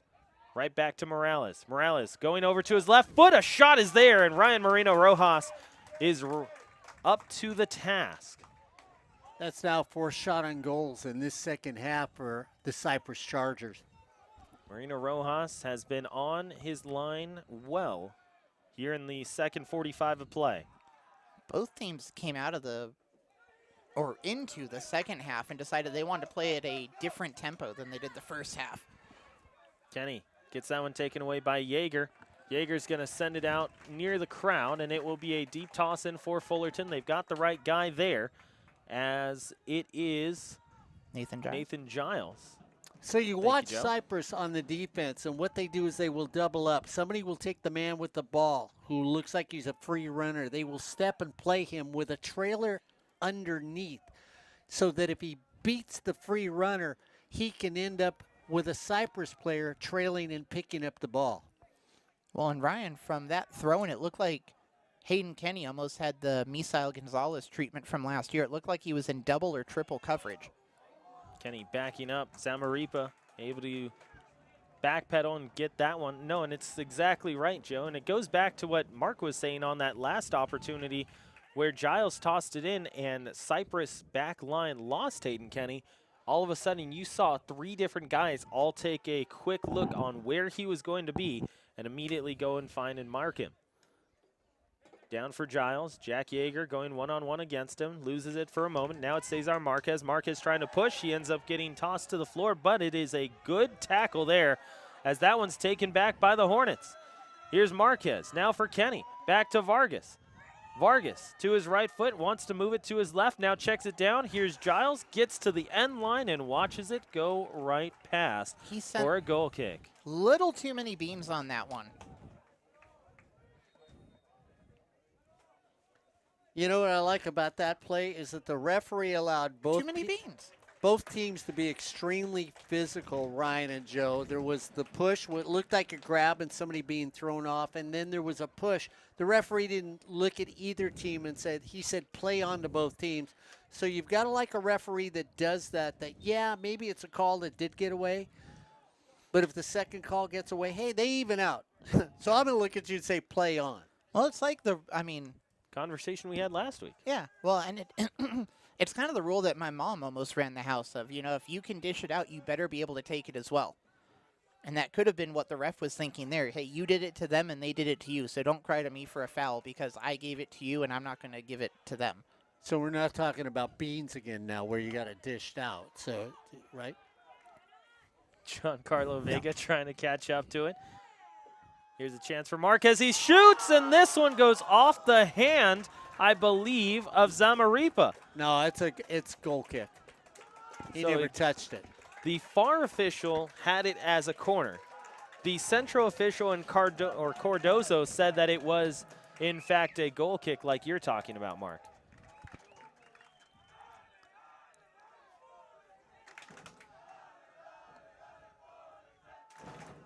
So all of a sudden the crowd has come out of their deep sleep here at Fullerton College. They were a little chilly. Now they're warming up, defrosting a little bit. Here's Ron looking for Giles. Giles has had a lot of success on this left side, but he's got to go against Yeager, who's very good. Giles down the middle, nearly a corner kick for Fullerton, cleared off the line. No, it is a corner coming up for the Hornets. And, you know, going into the season, we were saying set pieces were one of the weaknesses of this team with some of the players. As the season's gone on, we've seen Fullerton create opportunities off of these set pieces, right? Well, they've changed them. They've changed them, Joe. They will play a short pass now. They play more movement on their set pieces than just that, hey, I'm going to kick it from the corner, and there it is, a short pass, then a punch to the back part of the goal. So they've changed up their set pieces from earlier in the year. Here's Marquez trying to find a teammate. A great chance to counter if Morales can catch up to it. Gets dumped out of play. Cisco Torres does that nicely, finds the angle, but the Chargers can get it in fast. Looking for someone. They're trying to find Almaraz. Fullerton with it for a moment. Did it go out? It did not. And Cypress has it middle of the park. Well, and that speaks to the tactical prowess of some of the coaches for the Hornets, right, Ryan? You've talked about the tactician in the coaching staff. Kenny Castellanos, yeah. So that's, No, and it goes to something that he was talking to Mark about. Mark, you heard a statement earlier today. We were able to get into tactical things with this squad because of how well they are able to learn about formations that they haven't had the opportunity to do in years past. Yeah, I mean, and I think what he's saying, too, is this is a team that's really listened to the coaches. They understand what the coaches are trying to teach them. They end up performing at the level the coaches want, and that has worked for Kenny. And, again, you know what? The one thing I'm going to say about these coaches is they always have a smile on their face, and I think that travels all the way over to how good a team is. And you've seen that from Fullerton this year. well, we say that in the department, even when people are just recording voice lines, just the fact of having a smile on your voice puts a smile. Yeah! Oh! Beautiful. 1, 2, 3, 4. And Cypress has the back of the net. And the Cypress Chargers have taken a 1-0 lead with 22:50 left on the clock. Cypress going right down the heart of the Fullerton College back line and finds the top right corner. And, Ryan, what you saw is for a second they lost, the defenders for Fullerton lost the flow of the ball when it was coming down there. When they lost the flow of the ball, Joe, nobody stepped up to meet the attacker, and he ran right by them, which gave him the opportunity to make that goal. But if you're a Fullerton College fan, like you said, Mark, earlier in the season, Cypress early goal, though, but went up 1-0 to Fullerton. Fullerton was able to score. Question is, with 22 minutes left on the clock, Ryan, who scored? It was Angel Cristobal who gets the goal for Cypress College, and he gets them on the board. And it's something that you mentioned, Mark. If Cypress is going to have to get into this matchup, they're going to have to go right down the heart of Fullerton's back line and understand that back line is aggressive, but if you're able to go right at them, you have the opportunity to get a goal. And now here's the thing that you ask if you were a fan for Cypress College. You had a 1-0 lead on Fullerton before, and then you went into that real defensive shell. Fullerton found a way to get a goal to tie the game and then came close to beating you at home. So what do you do this time? They basically have played with their 5 men back defensively. And their attack with their 4 up front have been much more. We'll see if they change that up, because if they go into the shell, Joe, I think that plays right into the Hornets' hands. Fullerton College looking to take it away. Here's a chance for Hayden Kenny. He's in the clear. If he can possess it well, he bops it off his head twice, gets away from Delgado, and he's going to have to retreat all the way back towards the corner. That will be a corner kick coming up for Fullerton. It is their 7th of the game. And now Fullerton is really going to have to find themselves a little bit of offense coming off of a set-piece corner. You know, that's an unfortunate thing you see. It's almost the equivalent of in gridiron, American football, Ryan, where a receiver's a little short, can't make the adjustment. Here, we had somebody overrun the pass almost, and he wasn't able to settle it. We saw him try to juggle it on his head, get it in front of himself, but he was on a foot race. Back post, a chance is headed up into the box. Another opportunity for Areola, goes up into the sky.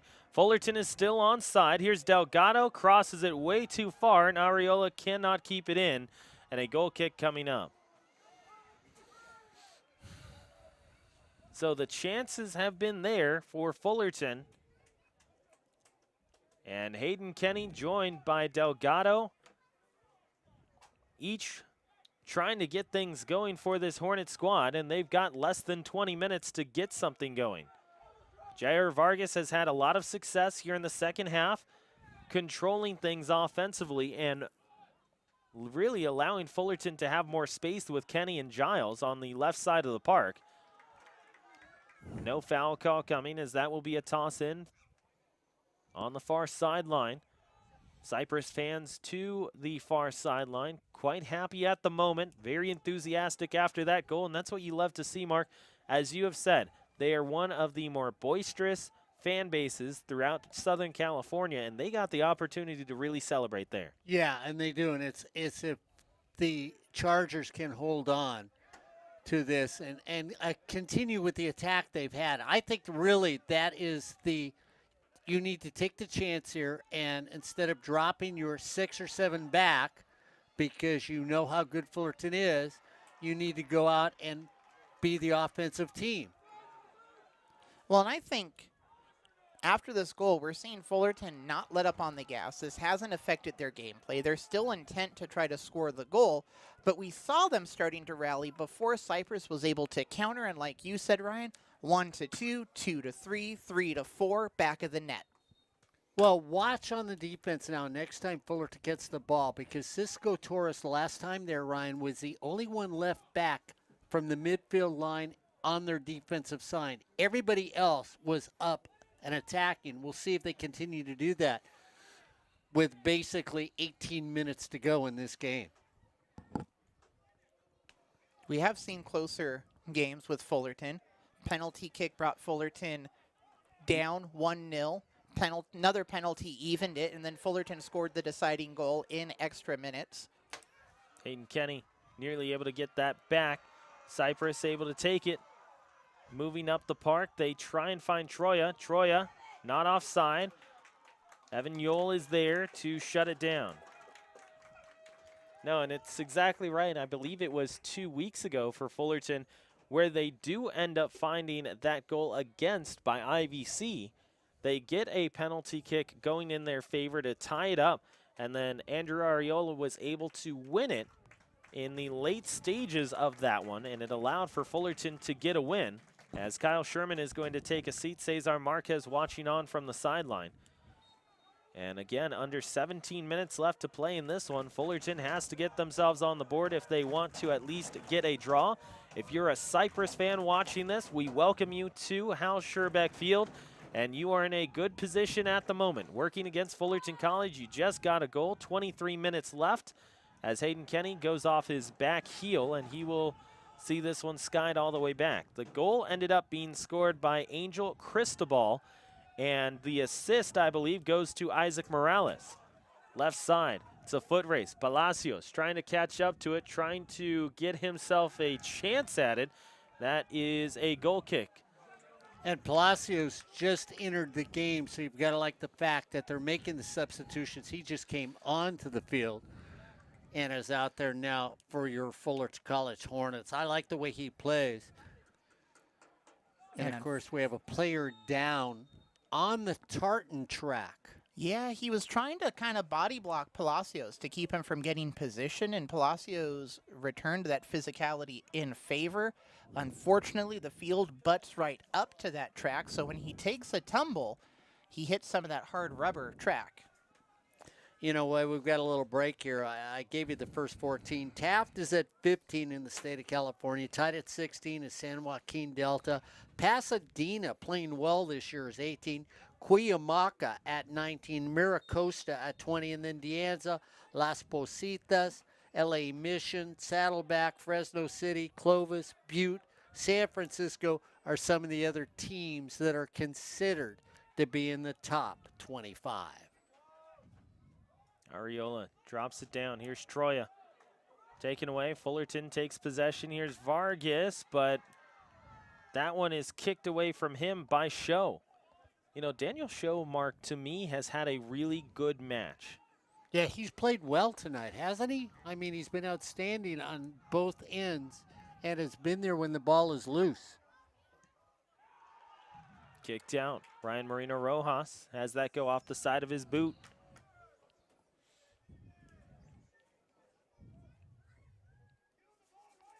Now, Joe, here's the thing, though. You watch Cypress still going back with 5 to 6, but when they've made an attack, they have had 3 people that have been very, very aggressive to put Fullerton on the back of their heels on a defensive set, which has been much different than the first time these two teams met.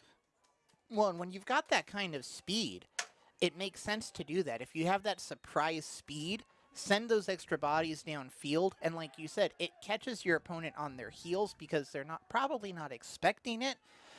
And then hopefully if you catch them on their heels going back, hopefully they'll be out of position, and then you find the back of the net.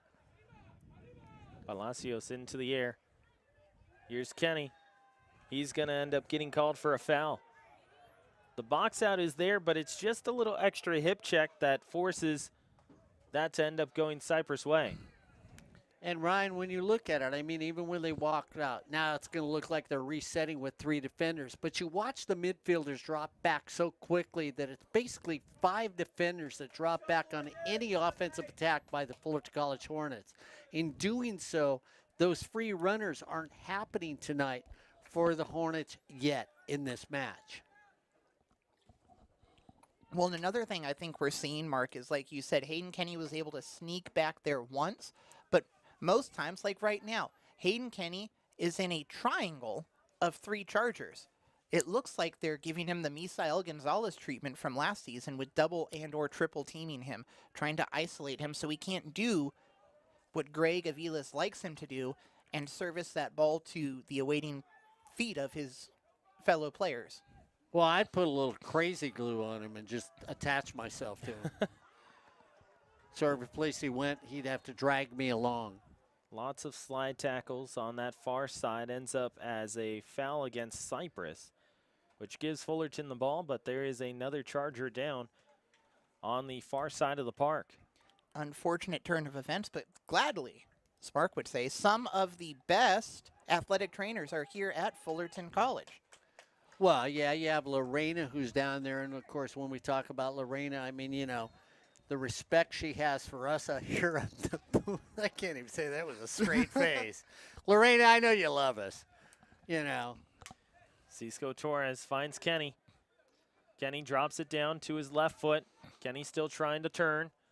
He's going to find a teammate. Does it go off of Fullerton? It looked like it, but they will rule that it goes to Giles. Now watch for the very deep throw-in. Everyone's going to crowd inside the box for Fullerton.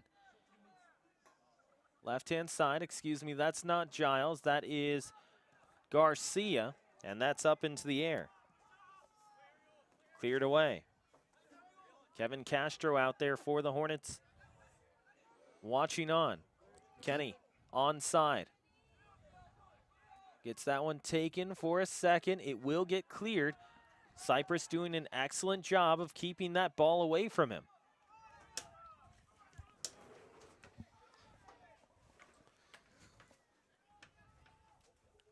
Now on the far side of the park, taken down. 1-0 Cypress. Just about 12 minutes ago, they got themselves on the board for the first time, and it was the first marker of this one. Chargers moving up.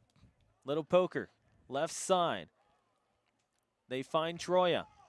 Troya working one-on-one. He's got Morales. Morales looking for the middle of the park. Fullerton takes it back, and they look to move up with Palacios. Palacios drops it down with his shoulder. They are going to say that is a handball. Fullerton sideline not thrilled with that. Cypress sideline will end up seeing a booking. And I think that's going to go against Palacios, as Palacios wasn't thrilled. He thought that he had controlled it with his shoulder. And the official says, hey, you know what? That's about it. Let's calm it down.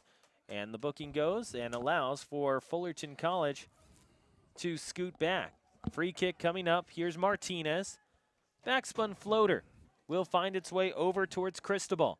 Cristobal looking with Yole. It will stay with Cypress. Ryan, we've seen Fullerton earlier in the season get a little too aggressive with their defending, some of their tackles, some of their challenges on the ball. You're down 1-0, 9 minutes and change left in the game. in your back third, you really need to clean up that defensive tackling, or else you're going to give away a penalty kick, and now you're going to be down 2-0. Taken away. Here come the Hornets. Max Ron now with Kenny. Kenny wants to work with Vargas. Vargas chops it right back down to Ron. Ron now looking for Kevin Castro. Taken away. Fullerton gets it right back. That's got to be a booking coming up. Looking at the sideline is Cordozo, and he says, yep, that's going to go right to Troya. And with 9:10 on the clock, Fullerton has it back. Guys, are we seeing the refs trying to kind of wrestle control back of the game with how chippy it's getting? I don't disagree with that statement, Joe. I think that's exactly it. I think you're seeing that the official will bring out his card so that way it doesn't get past the point of not being in control of this one. Drop down. Fullerton still with possession. Delgado down the middle. Does it go off of a Cypress Charger? It does.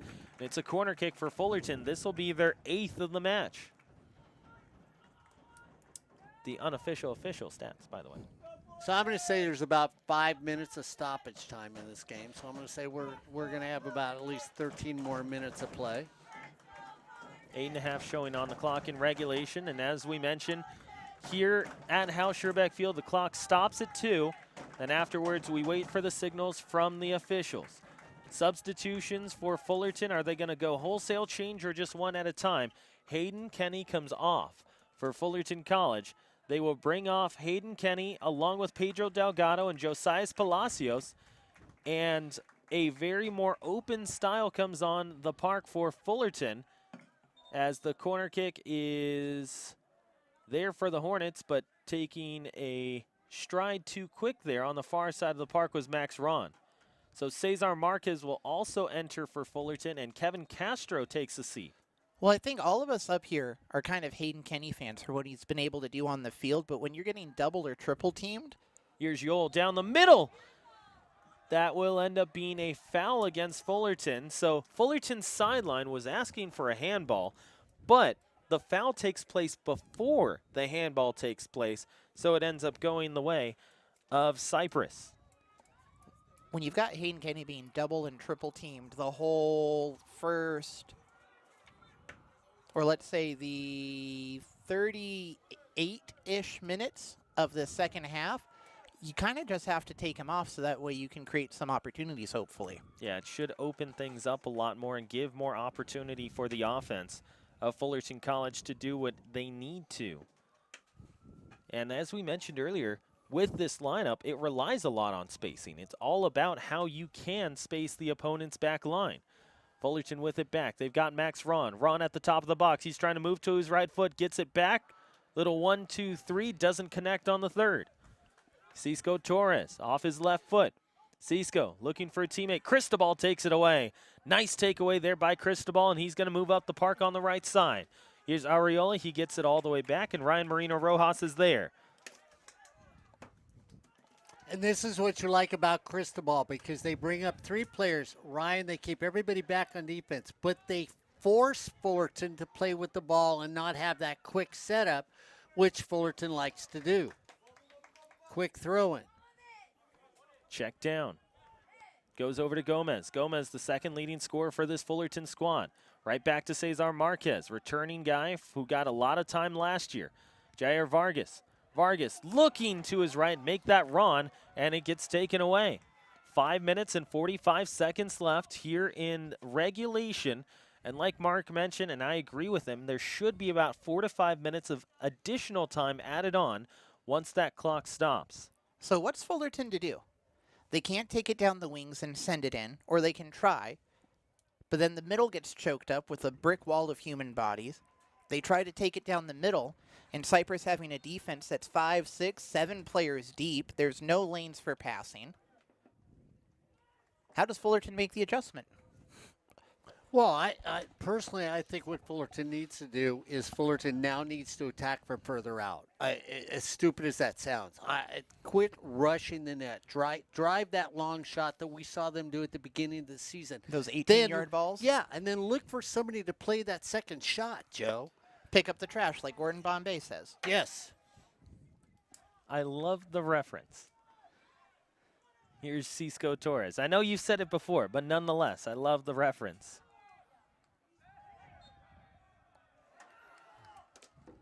Because what Joe just mentioned is what Cypress is doing, Joe. Fullerton's taking that shot. Cypress is getting that second ball because it's laying there.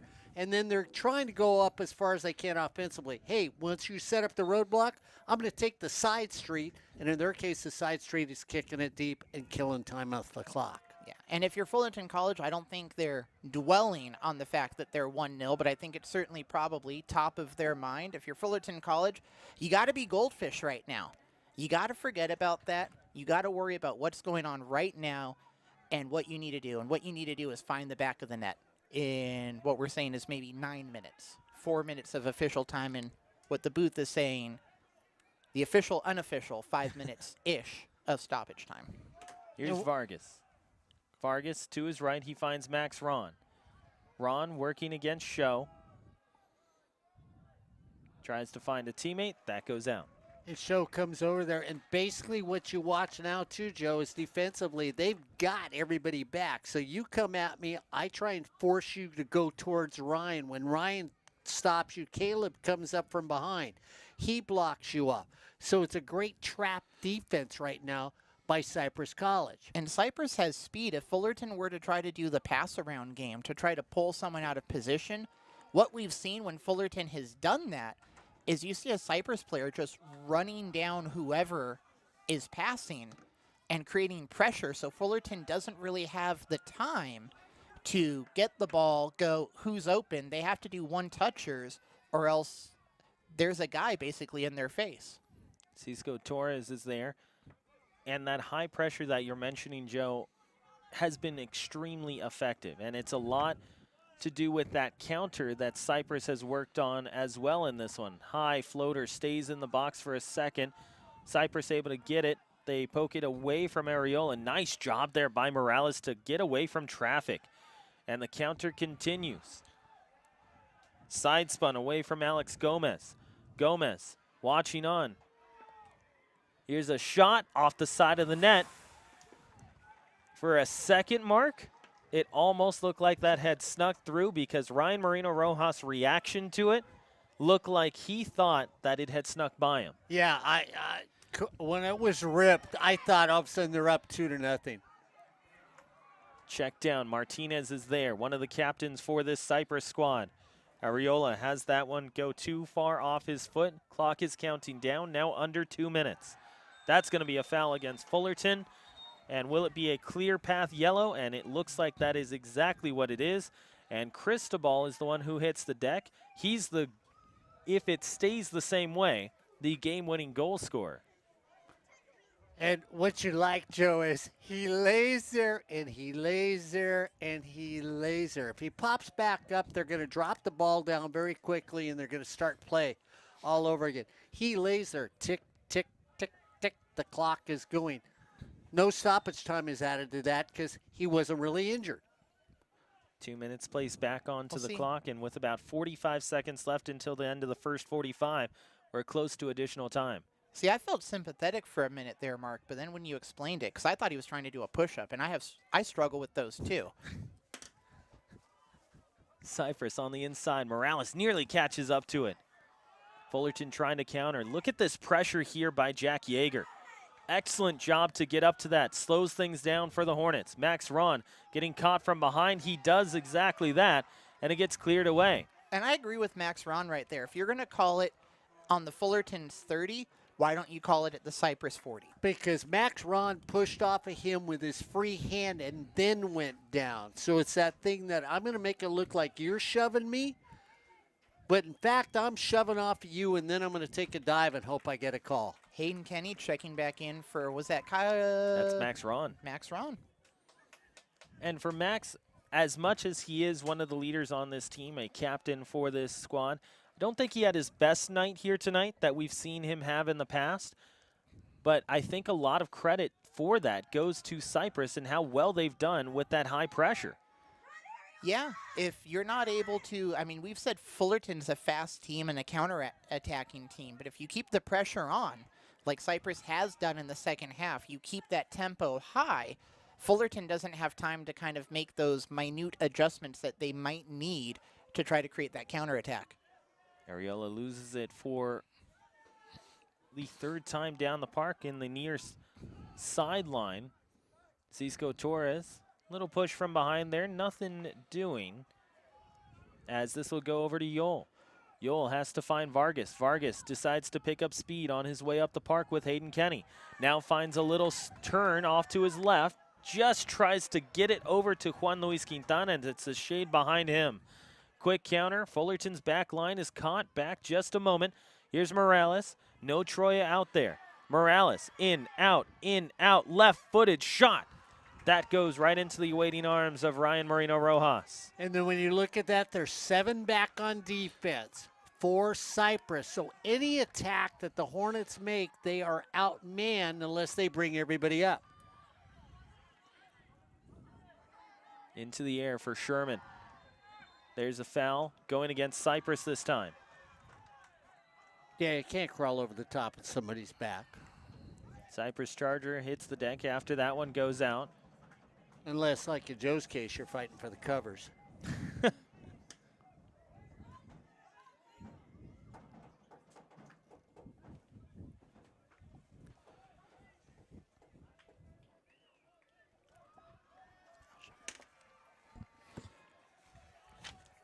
Clearly in stoppage time here. What did I miss? Ended up being a foul far side of the park. Ryan Moreno Rojas is the one who kicks it away.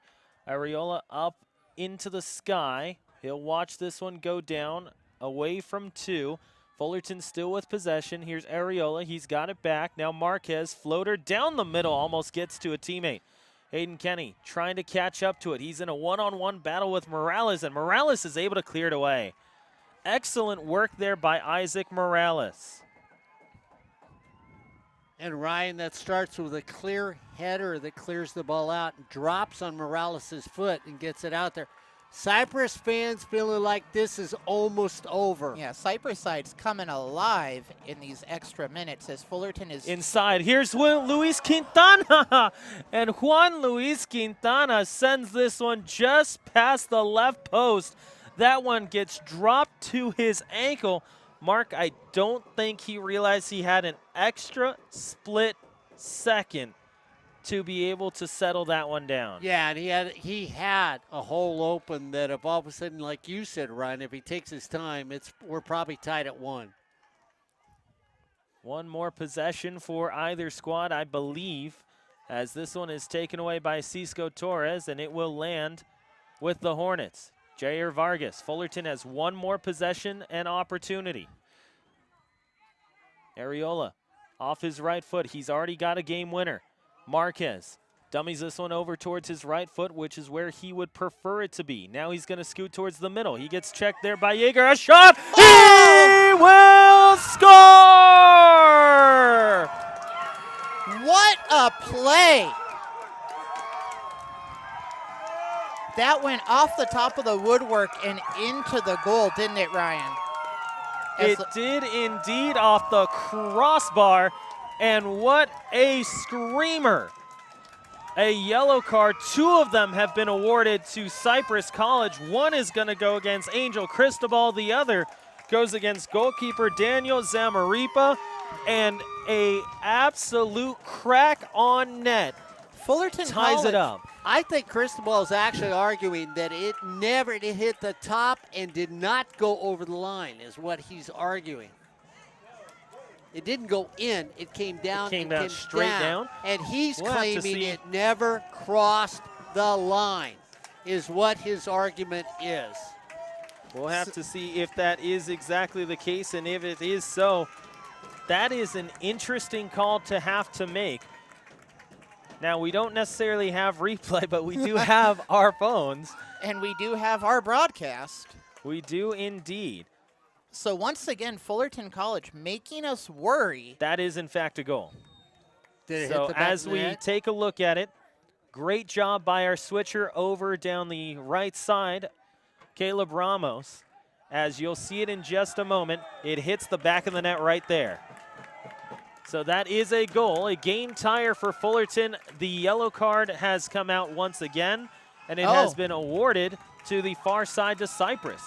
Fullerton has another offensive opportunity here. That's it. They call it.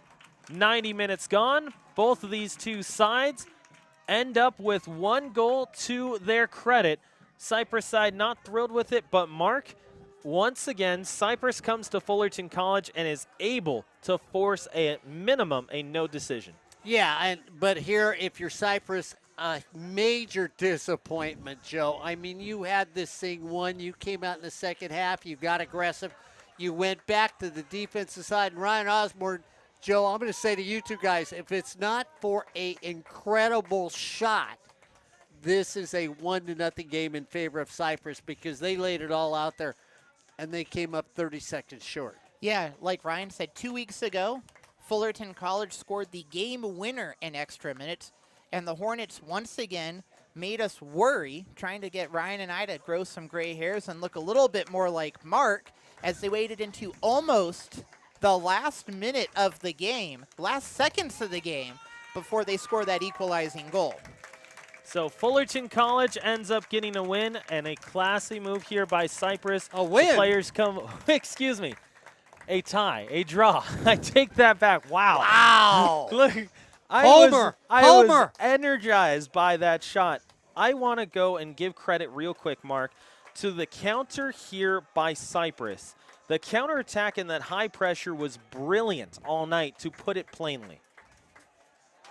And you know what? I'm wondering if there's words out there because it doesn't look real friendly in the middle of the field right now, does it? It was initially, but I think just a little bit of back and forth with the far sideline. Scott Giles making sure that everyone has their opportunity to have their say, and then, you know, they end up separating. But want to give credit to that front line, the attack there from the back line for Cypress College as well. Having the chance to go out and create that high pressure, create that counterattack. They got the opening goal with 23 minutes left. On the other side for Fullerton, Cesar Marquez, a brilliant shot off of his right foot from outside the box to draw it up and make it a tie. So no decision for both of these two sides as we finish this one off here tonight. Want to thank everyone for joining us here on the broadcast. For Becky, for Ari, for Anthony, for Sam, Caleb, Joseph Pavlenko, Corey Nalen, Mark Pavlovich, and myself. You have been watching Futbol Fridays, a 1-1 draw for both of these two sides here on Hornet Radio.